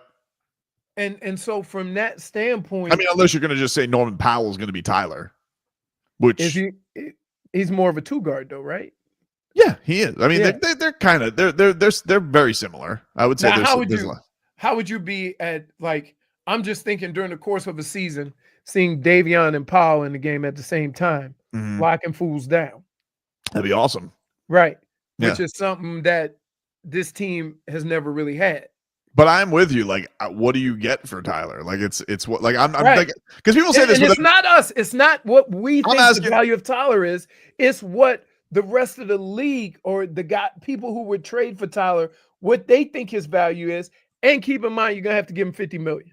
Right. And then because people did this with Bam too over the summer when people were doing, not to name any names, Detonator wrote Bam out of bio trade columns. But like I was looking at Bam, like who trades for Bam? Like San Antonio would for sure. Like if like he seems like a San Antonio. I feel like that would be like the obvious place. But like, what are the Heat getting back? Are they getting they're getting Harper and Castle back? Like, are they doing that? Right. It's and then you got to take on how much money he makes. So I do think it's look, the Heat are in a bit of, they're going to be in an easier East. They've definitely made themselves better with Norman Powell. And you need either Nico or Khalil to pop this year. And I think, yeah, maybe you'll have something because this East is not as formidable as it was last year because everybody's hurt. We know who the teams are. Knicks, Cavs, maybe the Magic, maybe Detroit. Michael Beasley says the Heat are literally in the abyss. And Pat Riley did warn of that. He did say we were staring at, they were staring at the abyss and now we're just in the abyss. Yeah.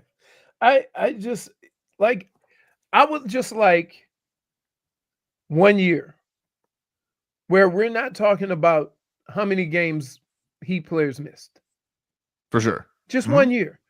And then you can have a better assessment of what this team is and can be. The problem is in the last 4 years, have we ever had that? Yeah, I mean, last year it was the other guys. It was the others, not Bam and Tyler, but everybody else. Right. Steve says, didn't Desmond Bain go for 4 first-rounders? You're telling me Tyler can't get you 2? I mean, look, if he has an incredible year and somebody's like, yeah, we'll pay for that, then maybe. But Desmond Bain was already under contract, an expensive contract, but under contract. And he was kind of looked upon as they got their 2 bigs in Paolo and Franz Wagner. I just like saying his name. Yeah. Wagner twins. Don't they just sound unctuous? The Wagner twins. I mean, they kind of sound like they're raising havoc in hell. Mo Wagner is so annoying to play against. Because there's always there's one brother that's always very talented as far as skilled. Yep. And then there's the other one who's like a bash brother. Right. Robin Lopez, Brooke Lopez. Yes. The Morris twins. Right. Even Caleb Martin. Yeah, but Caleb ended up being more productive than his brother, and his brother was the more sought after prospect. So, like, yeah, I'm saying, Steve, you probably need to put it like in this, like, yeah, if there's another team that's like, man, we're 1 away. I just don't know who that is right now. Like, that's like Tyler's, it's kind of the dime a dozen position in the league that he does. I'm not saying that he's not great. He's great at what he does, but it's also like it's not the 6'9" guy who can shoot and defend. It's Right. the 6'5" guy who can shoot a lot of threes. A lot of people feel like they can fill that void somewhere. So that's why I don't. They can't. Yeah, that's why I don't know if it's going to fetch you the Desmond Bain haul. Right. So yeah, I don't like that we're in the abyss. I don't like that. Knock that off, Beasley.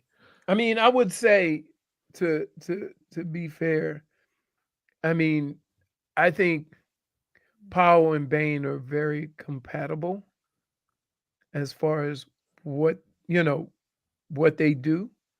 Some would prefer Bain over Powell, but I remember Powell in Toronto. Mm-hmm. And I think that no, he was a dog in Toronto. Yeah. He got James hardened.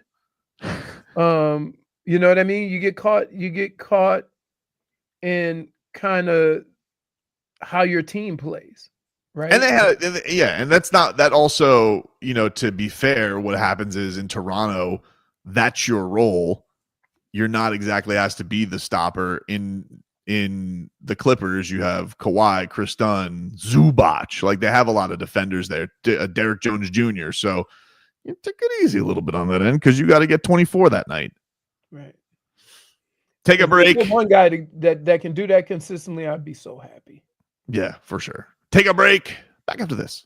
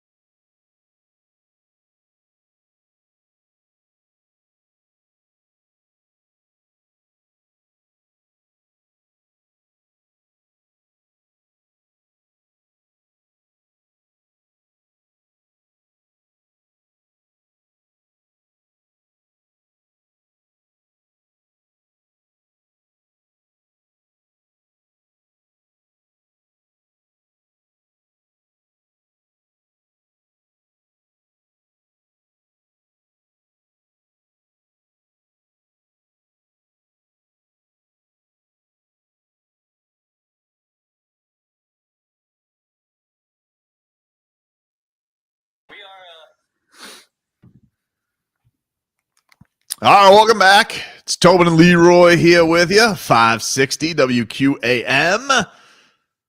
Take you guys up until 2 here on the program. Thanks again to Michael Lombardi for joining the show. If you missed that, we'll get you that on the YouTube page and the podcast. They seem to be having a blast. They do seem to be having a blast. Because I wish them I wish them no success. It's just an ACC thing. I'm sorry, but I know it just like sometimes the stories surrounding certain situations aren't exactly what they are, right? And I think that this might be a situation where Bill Belichick loves football and doesn't have to deal with a lot of the nuance or the other stuff that is centered around the sport. So the NFL, you have a bunch of different other obligations, like speaking to the press on a daily basis and doing these things. Whereas in college, it's not really like that. Not like once a week. Well, even if you talk every day, the questions are much different at the college level than they are in the NFL. Agreed. Let us get to the headlines, which are brought to you by Doral Hyundai. The number one Hyundai store in the nation just went full beast mode. Doral Hyundai, where the deals are monstrous and the prices don't survive. No one sells for less. No one. Miami Dolphins have wrapped up day 11 at practice. You know what that means. Stock up and stock down. Serious? What do you mean, dude? We gotta find out whose stock is up and whose stock is down. All right, let's go. Stock up.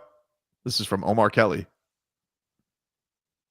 Derek McClendon, a former Colorado standout who was on Miami's practice squad last year. He has made his presence felt all camp, but Tuesday he had a coming out party producing 4 would-be sacks and a couple of tackles. The 6'4", 250-pounder was tremendously disruptive on the edge. If McClendon can carve out a special teams role for himself next month, it's possible that he could dislodge Mo Kamara or Cam Good as the final edge rusher spot. All right. Stock down, because we giveth and taketh. Ryan Hayes, who? A 2023 7th-round pick who spent the last 2 seasons being developed on the practice squad, has struggled most of camp, but Tuesday's performance might have been his worst. He constantly got beat by Miami's back of the roster pass rushers, and at this point, the Dolphins should be investing in Keon Smith as offensive tackle because he's better there than at guard. And after seeing what recently signed offensive tackles Jermaine Afidi and Jalen McKenzie could potentially bring to the team. So tough sledding for Ryan Hayes. Stock down.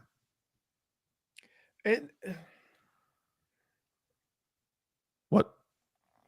It's just hard when you talk about pass rusher or getting beat on a pass rush and they don't have any pads on. They did not have pads on today. Fair point. That makes it hard for me. Like, I wasn't a guy who ran very physical with no pads. Right? Well, that's why you got a talking to from Mike Lombardi. No, it was more. But even as I got on in my career, it's no pads. Like, I play football a certain way. There's no pads. So how can I play football the way I play football when we're not hitting? You see what I mean? So I do see what you mean. Does that mean my stock is down? Because here's what I would say about. I'm going to mention a name. Let's talk about Ben Roethlisberger. What was the biggest problem with Ben Roethlisberger? He could hold on to the ball because guys would get there and couldn't bring that moose to the ground, right?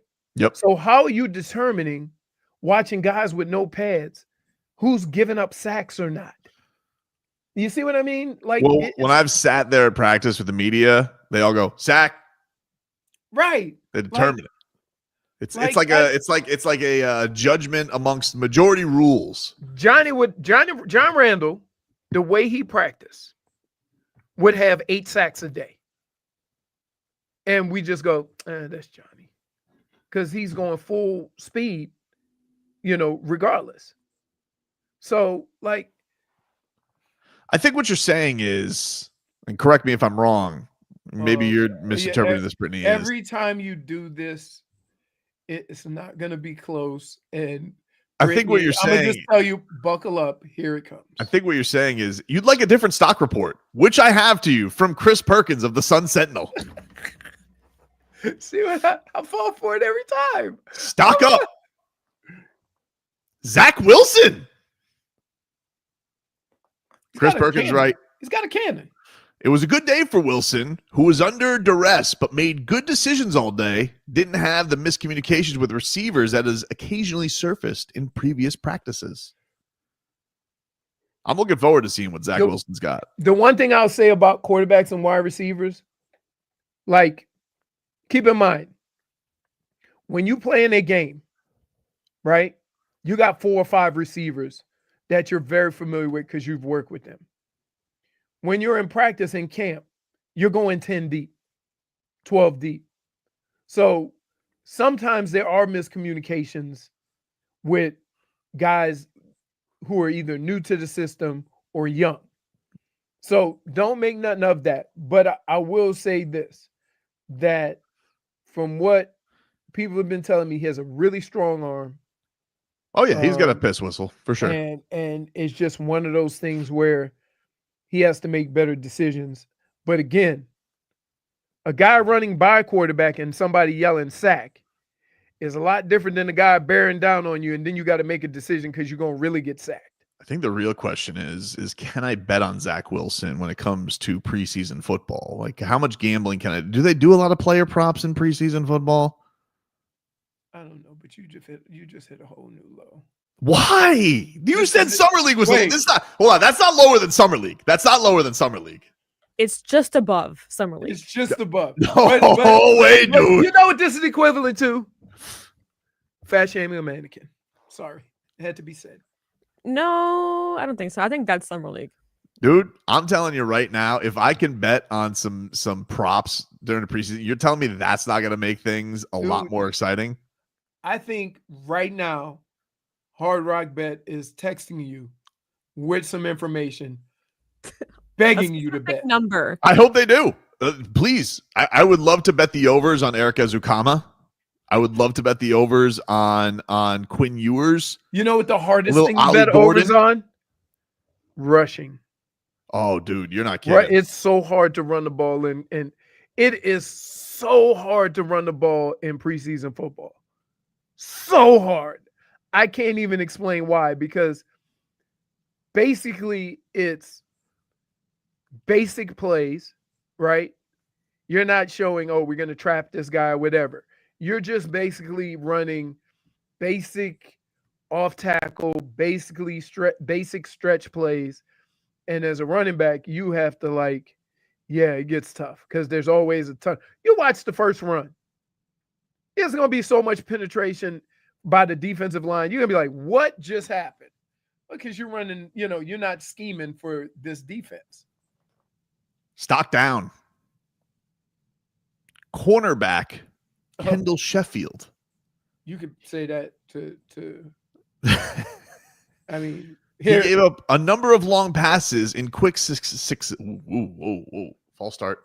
In quick succession on Tuesday. His coverage has been leaky at times during camp.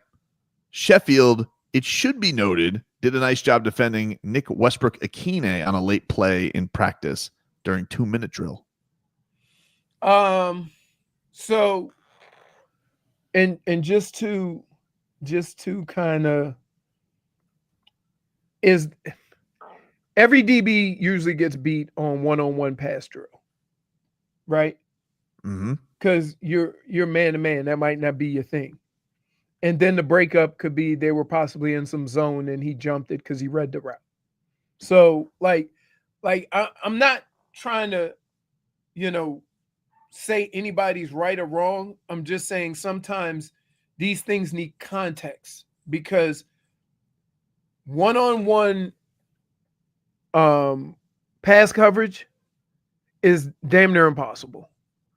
Right? because some of the routes they run are just ridiculous. Same thing with like one-on-one pass rush when we used to block the linebackers. Like, yeah, they're 250, we're 220, we're getting dumb trucked, and it's no fun. Right? That's kind of one of those things. So if they watch one-on-one pass rush with the running backs, they'll be like, ooh, so-and-so, not very good on pass pro. I'm like, yeah, because like it's just not any fun. Jordo says, if you go to YouTube, Wilson's preseason highlights in Denver last year, Sean Payton transformed him into mini Mahomes. Mini Mahomes. Wow. Well, that's amazing. Listen, you would think if he was mini Mahomes, he would have not been the third stringer. But how about this? Is there anybody who would have ever thought that Andy Reid could do something with the old Dolphins quarterback? Henny? No way, Yeah. dude. And he came into a game and started dropping dimes. I know. I was like, whoa. So like got his Matt Moore on. I was very impressed. But you made a very accurate assessment. For all that praise, he was the third string quarterback. And wait. I'm gonna put this out there. Who was the backup quarterback last year?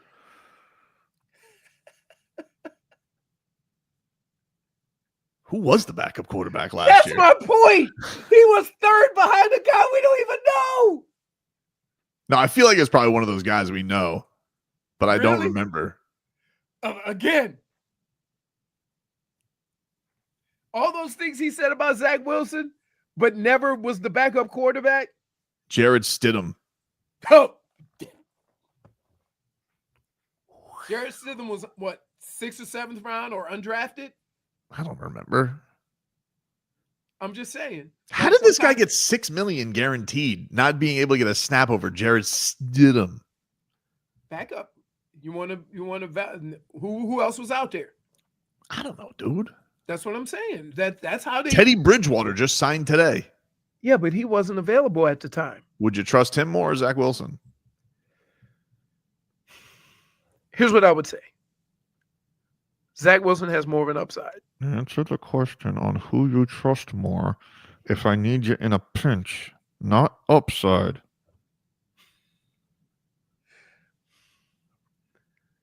You've answered your own question. I probably trust. I probably trust Teddy. Yeah, right? Of course. What do you mean? Of course you trust Teddy Bridgewater. Before his knee injury, he was like unbelievable. This is it. Like only in South Florida could you be suspended for giving your own money and not being under contract.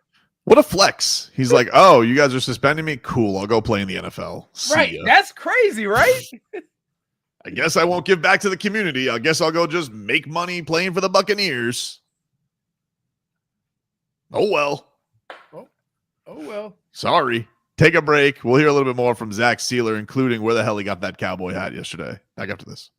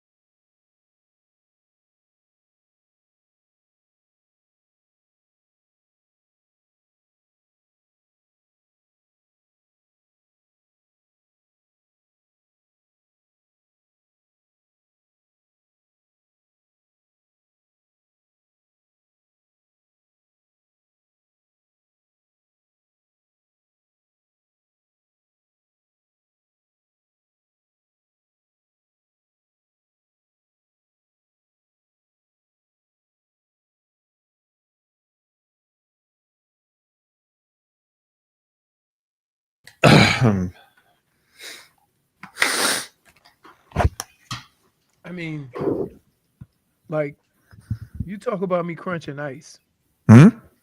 That clearing of your throat was 10 times worse than Somebody unmute. Hey, blame JFig. She unmuted me in like 2 seconds, dude. Like, I'm sorry. That's why I like controlling my own I thing. will unmute you in 2 seconds. Hey, listen. You start talking over the muting. Hold on. First of all, you've been like incognito half the show today. Like, where have you been? What? My apologies. You have been. A lot has been going on. Okay. What does that mean? Engineering has come in and out. I don't know how many times they've been talking to me. They're trying to change everything in here, and I'm trying to make sure that for your own comfort, they don't change things. I tell them I want one thing and one thing only, and I've wanted it for 5 years, which is I want the button bar to be able to work from my side of the studio. Funny enough, that's what I was want. One of the things that came up, and I made sure for them not to take out that little screen because I wanted you to have that. You're welcome. Well, are they going to put it in? He says that they're gonna send. I'll tell you later. Is that a yes or a no? I want to. It's a yes. It's a yes. All right. I don't know if I want you in control of the buttons. Why not, dude? I want to be able to hit the boxed in button. That's and guess who's going to be the only one that's ever boxed in? What if you get it too? Oh, that's another thing that we discussed. That's another thing that we discussed. Us too. All right. There needs to be a. You're lucky I'm here today. You're welcome. Wait. If this happens, yep. I'm gonna say this. There needs to be a punitive penalty for just hitting the button when it's not warranted. Yeah, it needs to be like Spo calling. Got it. Like, no, she already has enough power. Like, it needs to be like Spo. If you call a timeout with no timeouts, there's a technical foul. Like, are we bringing the dartboard of doom back? I mean, we got to do things that are in on location because it feels like it always runs into the field trips. Always seem to be a problem. Okay. So if we can think of in studio things, to bring back, I've done a lot of in studio things and they sucked. Like licking the salt. Licking the salt. It was nothing, Brittany. So we were in the old studio, and they had a window on the other side of the hallway. It's heavy. And so they have these classes, that come by and take a tour. And one time a class went by, and they looked in and pointed, and I was wearing nipple clamps. That happened. That was a lesson to be learned. Tight. Those poor children. Yeah, they were college students. I'm just saying, like there's some things that's not even counting the time old Dum Dum threw a lizard at me during a live read. There was a lizard in the studio. That's terrifying. Oh, yeah, we had a dead roach, and I put a sign over him said R.I.P. Yep, gotta respect him. You would have hated the old building. Yeah, it sounds like I would have. I love. Or you could never get in. Because if you had like an early morning or late night, there was nobody to let you in. Speaking of respect, Zach Sieler, man's man. Yeah. So Zach Sieler was asked about his RV yesterday, and he explained what has happened to his infamous RV that he once lived in for the first 2 years of his Dolphins career. And this is what he had to say on the RV and its whereabouts. We did get rid of it 3 years ago. We lived in it for 2 years. We bought it used. It was 8 years old when we bought it. So it had its time. It was just time to go. So I kept it. I fixed it. I had to seal some leaks, redo the AC unit one time. But we kept it running as long as we could. I actually had, when we got cut in Baltimore, one of the shackle hangers from the leaf springs ripped off. And it was basically dead in the water. So I had to switch that before we coming down here. But it was an awesome experience. We're going to have an RV soon, again, hopefully one day. And we love those moments and those memories of simpler times. We're so fortunate to where we're at today. But just to have those intimate moments together as a family in the RV. And I know we've all been on road trips where you get frustrated with whoever you're with. They're some of the hardest times going places and traffic and all that, but those are also your best memories. I know those are my best memories growing up, and my wife the same. So we can't wait to start that with our family. Wow. So much. Can I just say this? Hmm? He has now exceeded manly man. Yep. Because he talking about fixing his own RV. Yep. And all the things he had to switch and change and whatever that I had no idea what the hell he was talking about. I'd be terrified to cut this guy. Right? He has standards. It's like you try and cut Zach Sieler, but he can't leave the facility because his RV is broken down. He goes, "Sorry, I just need a day to fix it. Got to find the part."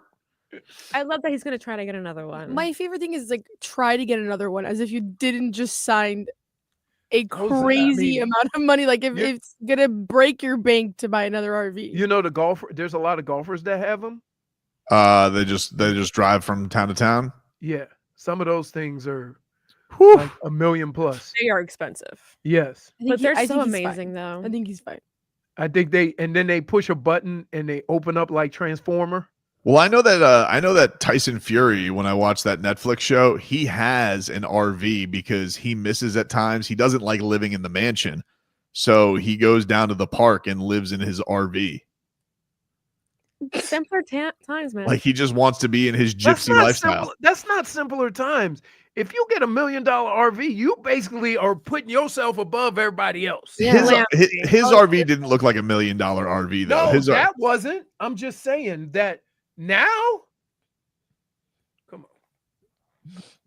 Look, you're always happier when you go back to the basics, and then his RV is what makes him happy. So let him have it. Do you think do you think he buys the fancy RV? Because I feel like he still looks for a great deal on Facebook Marketplace. I honestly wouldn't be shocked. By the way he was talking. I think he'll get an What if RV. he gets that and then like completely renews it and makes it nicer? And I think he gets an RV that he can just ride in comfort and not have to worry about anything. Oh yeah, because So I bet it'll be simpler times, but it's simpler times with daddy not having to crawl up underneath an RV and fix a leak. Well, I bet you that's the other thing. He probably can get a custom size now for the driver's seat because I bet you that they didn't make Zach Sieler sized RVs. They're like buses though. I don't know. Are they all of them? Yeah, they're pretty big. They're giant, dude. You think about this. Some of these RVs are bigger than school buses. Yeah, but he sounds like he had a rickety RV. Well, yeah, that's when he had rickety money. Can we see a picture though? I don't remember. I don't remember what it was. That's when he had rickety money. Now his money right. Why would you put yourself through that? He said yesterday in his press conference that he bought a farm in Missouri, and they're like, "What are you doing on the farm?" And he goes, "I'm letting it go back to nature." And so like they're just trying to return their farm back to where it was with the animals. And I'm like, is that a farm or did you buy a forest? So you could go hunting? I mean, maybe. I don't know. But I was like, that doesn't sound like a farm. That sounds like you bought land and you're trying to turn it into a forest because that's what happens when it returns. It doesn't become like there were no natural farms. There was woodlands.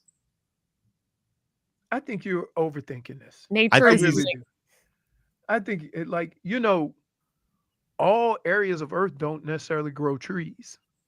No, no, come on. Yeah. This like, what do you mean? This guy is he planting trees? I don't know. Because if there's not trees there now, it's just gonna grow high grass. If anybody was gonna grow trees, it would definitely be Zach Sieler. Dude looks like he could put like a whole tree on his back and just put it into the ground. Oh no, he's definitely.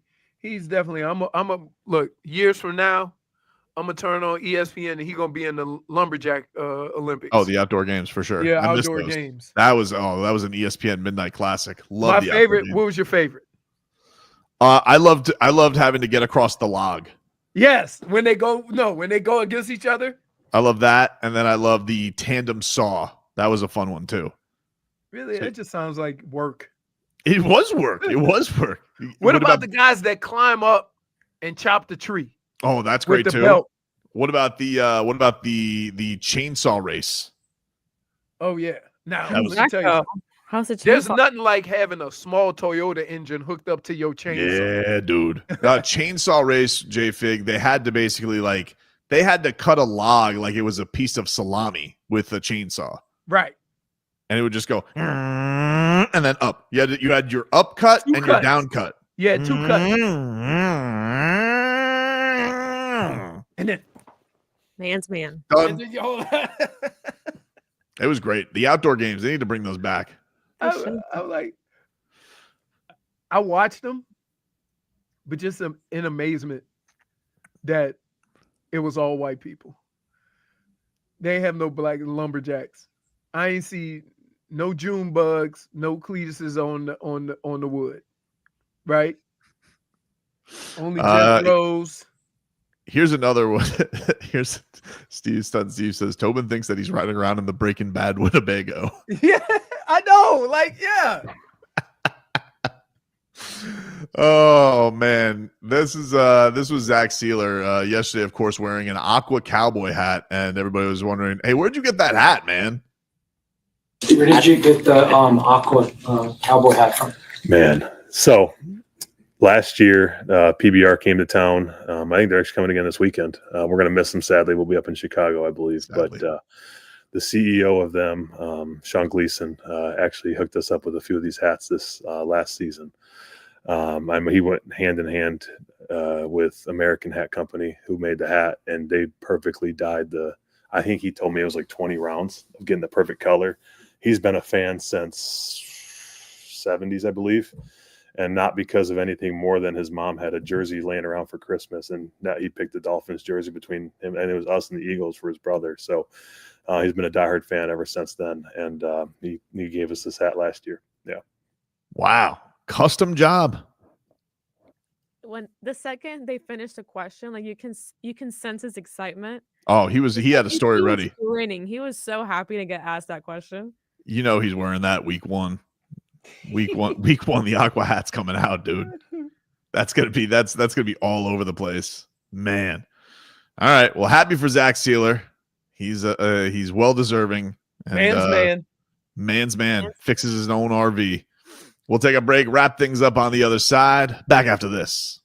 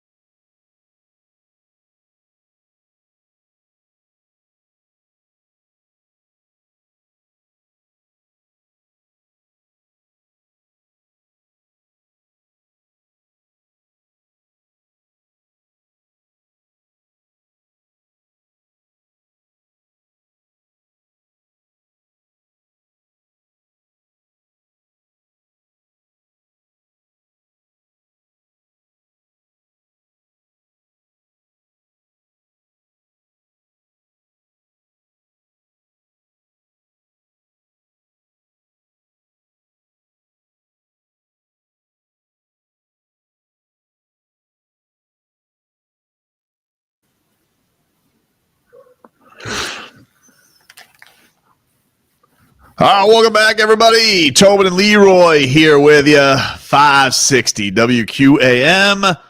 Take you guys up until 2. Final segment of the show. Final time I'm going to tell you today about your chance to win tickets to see Zach Brown. If you want to go see the Zach Brown Band at the Sphere in Las Vegas this December, we got a contest for you. All you got to do to enter is log on to the Odyssey app and listen to WQAM for 1 hour. For more chances, listen every day, and you might win. The winner's going to receive round-trip airfare to Las Vegas, 2 tickets to see Zach Brown, and a 2-night stay at the Venetian Resort Las Vegas, which is directly connected to the Sphere. Don't miss out. Log on to the Odyssey app now. It's a national contest. For more info, go to odyssey.com/Zach. That's odyssey.com/ZAC. And you guys can try and win. Special thanks to the Messina Touring Group for that. And if you guys missed any of today's show, you guys can go check it out on the Odyssey app. You can use the iHeartRadio app or the TuneIn apps, and you guys can rewind. You guys can listen on demand. You guys can also get the Tobin and Leroy podcast available for you. Make it your favorite show. So check that on out. Marlins are back at it tonight. Want to see a much better performance than what we had this last night. Last night was, I was like, who are these guys? This is a little bit of a fat cat game. Leroy, a little too much of buying into your own success. I don't know, just baseball, right? Like, Dumb I'm more baseball. than sure. I'm more than sure. In Milwaukee, they were saying that when the Marlins beat them. Yeah, I know. Nobody's giving the credit where credit's due, but I do want to see, some bounce back tonight. I'm Sandy. I think people went into this wondering like, oh, is he gonna be settled in now? Nah, kind of more the same of he diced through the first time through the order. I think he was perfect. I think he was 9 up, 9 down, and then that 4th inning came around, and It's crazy how that's working out, right? It's like weird. I've never seen him with the one. Like usually he may start off struggling in an inning, but then he'll just hose them down. He did he did do the thing where like he made it an easy night on the bullpen. He did get through 7 innings and on 100 pitches. So, it's not like it tapped the Marlins out for the series. So you appreciate that from him. But then they got into that. I mean, the Otto Lopez error was like, it didn't go down as an error because it was technically a fielder's choice, but it was such a mental error. And then right, because this team, even down 6-0, I was like, they just came back from 6-0. I know it's a dangerous game, but then you get a couple of back-to-back homers, and I was like, oh, here we go. This thing. And then they pooped the bed, so it didn't happen. This Javier Sanoja, though, this dude he's basically, Jose Altuve reincarnated on the fish. And this dude's got 3 home runs in his last 6 at-bats. They may need to give him the start today, dude. And this guy's lighting it up. You think? He is. Start? Give him a start. I think if you have 3 homers in your last 6 at-bats, I think that deserves a start. A couple of more opportunities. Just to see if it carries over. Right. Because he's knocking the ball all over the park, and he loves Jose Altuve. That's his idol. So he homered in front of him yesterday. I was like, oh, that's kind of goosies. Cal Quantrill on the hill today. He has luscious hair, and he has stopped throwing meatballs. So Speaking of hair, did you see what Max Strus posted yesterday on Instagram? Oh my goodness. I did. I took a screenshot and I completely forgot to send it in the group chat. I thought it was funny. Okay, let me see. It is. Wasn't he hanging out with a celebrity? Wasn't he with Teddy Swims? I didn't see that. I saw that he was with, or I don't know if it's a friend that looks like Teddy Swims and he's doing a bit. But he tagged Teddy Swims. Teddy Swims. I thought that he tagged Teddy Swims, and I was like, "That's what Teddy Swims looks like." He looks like he's very tiny. I thought Teddy Swims was like a burly jelly roll type. He's not very tall. No, well, next to Max Strus, he certainly is not. Okay, let me see. There's no way. You see it? That's a lie. There's no way. That's not him. That's not him. It's just a guy he calls Teddy No, Swims. There's absolutely no way. That's I didn't recognize him in this picture. He tagged Teddy Swims. Tag him. Where you am I sure looking? that's not Teddy Swims? You know what? Hold on. How Show. tall is Teddy? No way. There's no way. No, that guy's got it. That guy is. I think that guy is like 5'9", 5'10". No. So it says online that Teddy Swims is 6'1". This is not. Maybe he just tagged him as a joke. He must have. Maybe he just calls him Teddy Swims. There's no way. That's Teddy Slim. absolutely crazy. I don't know. He put it on his Instagram. He said a pretty good summer so far, and then made that the picture. So I think he was hanging with Teddy Swims.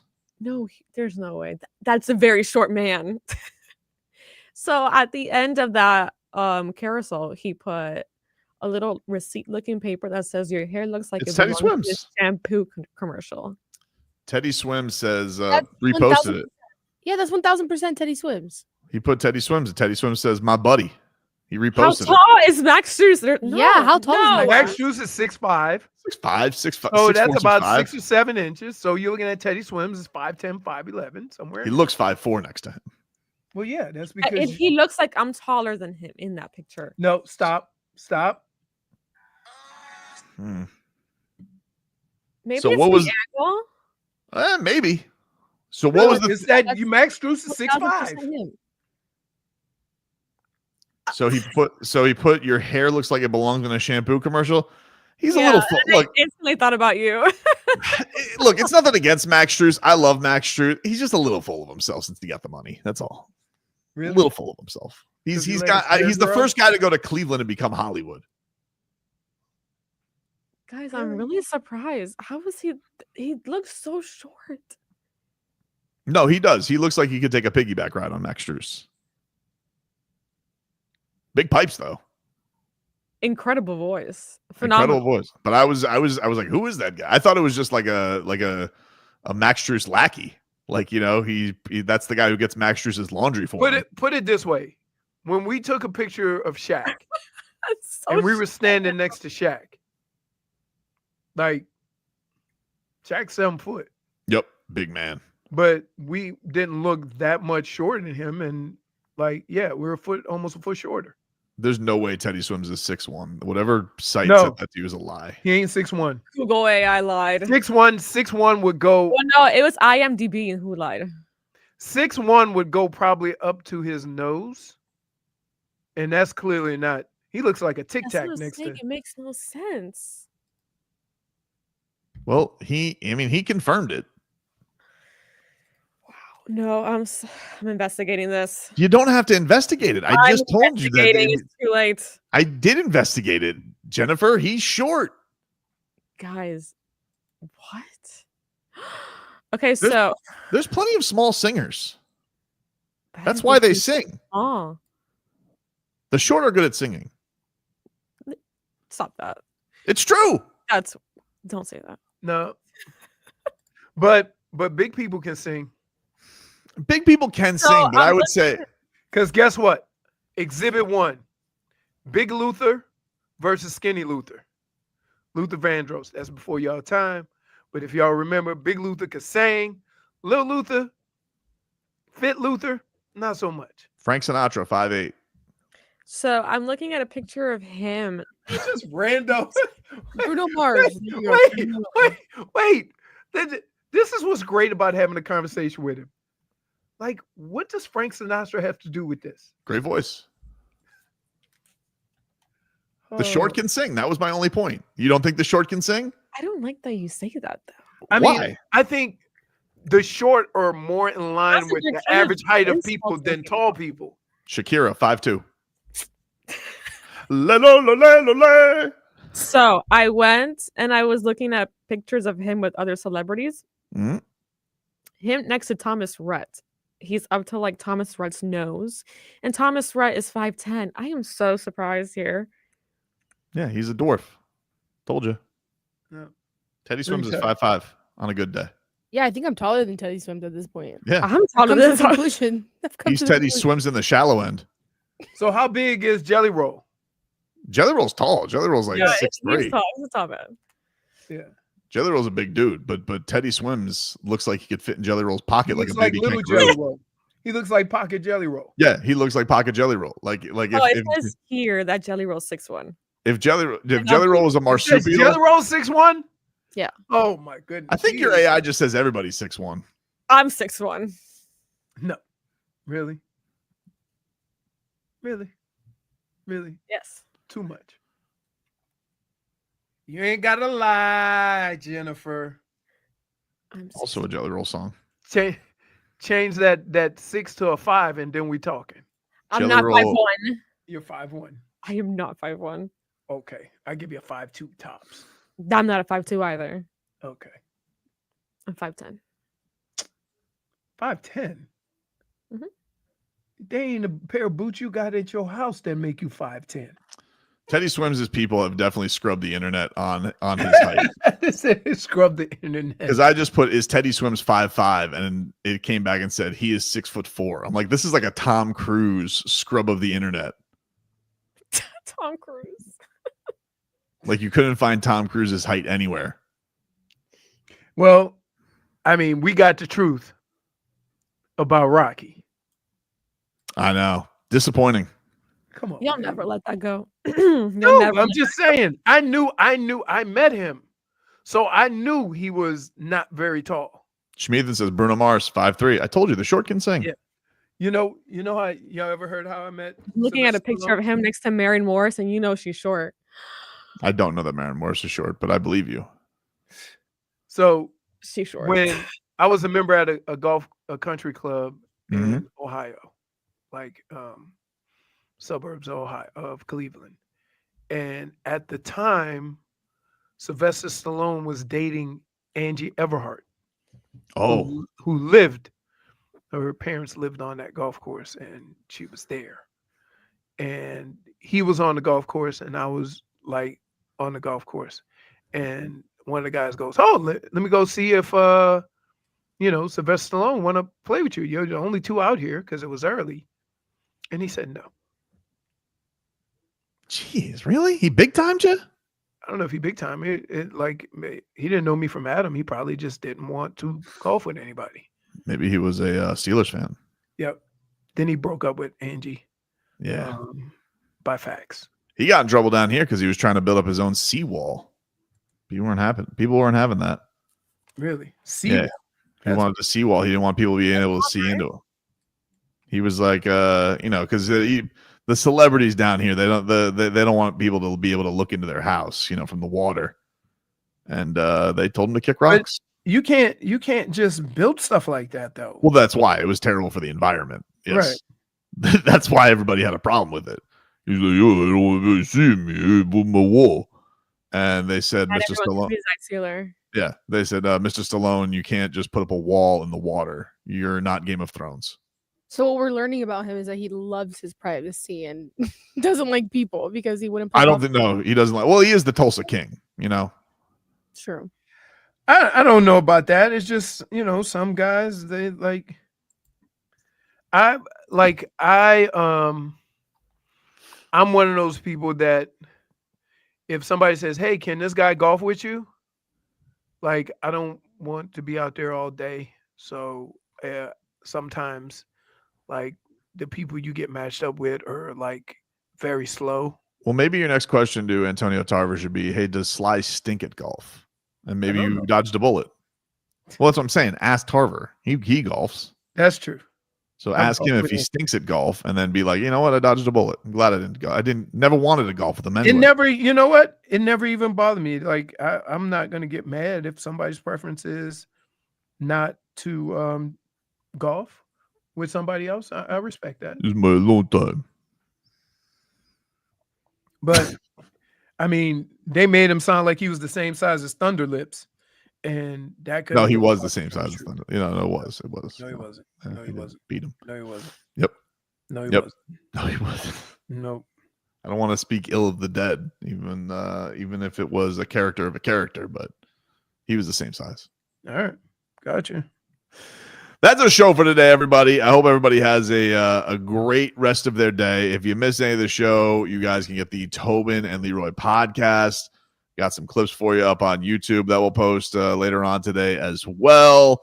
And everybody have a great rest of your day. We'll talk to you on a hump day tomorrow.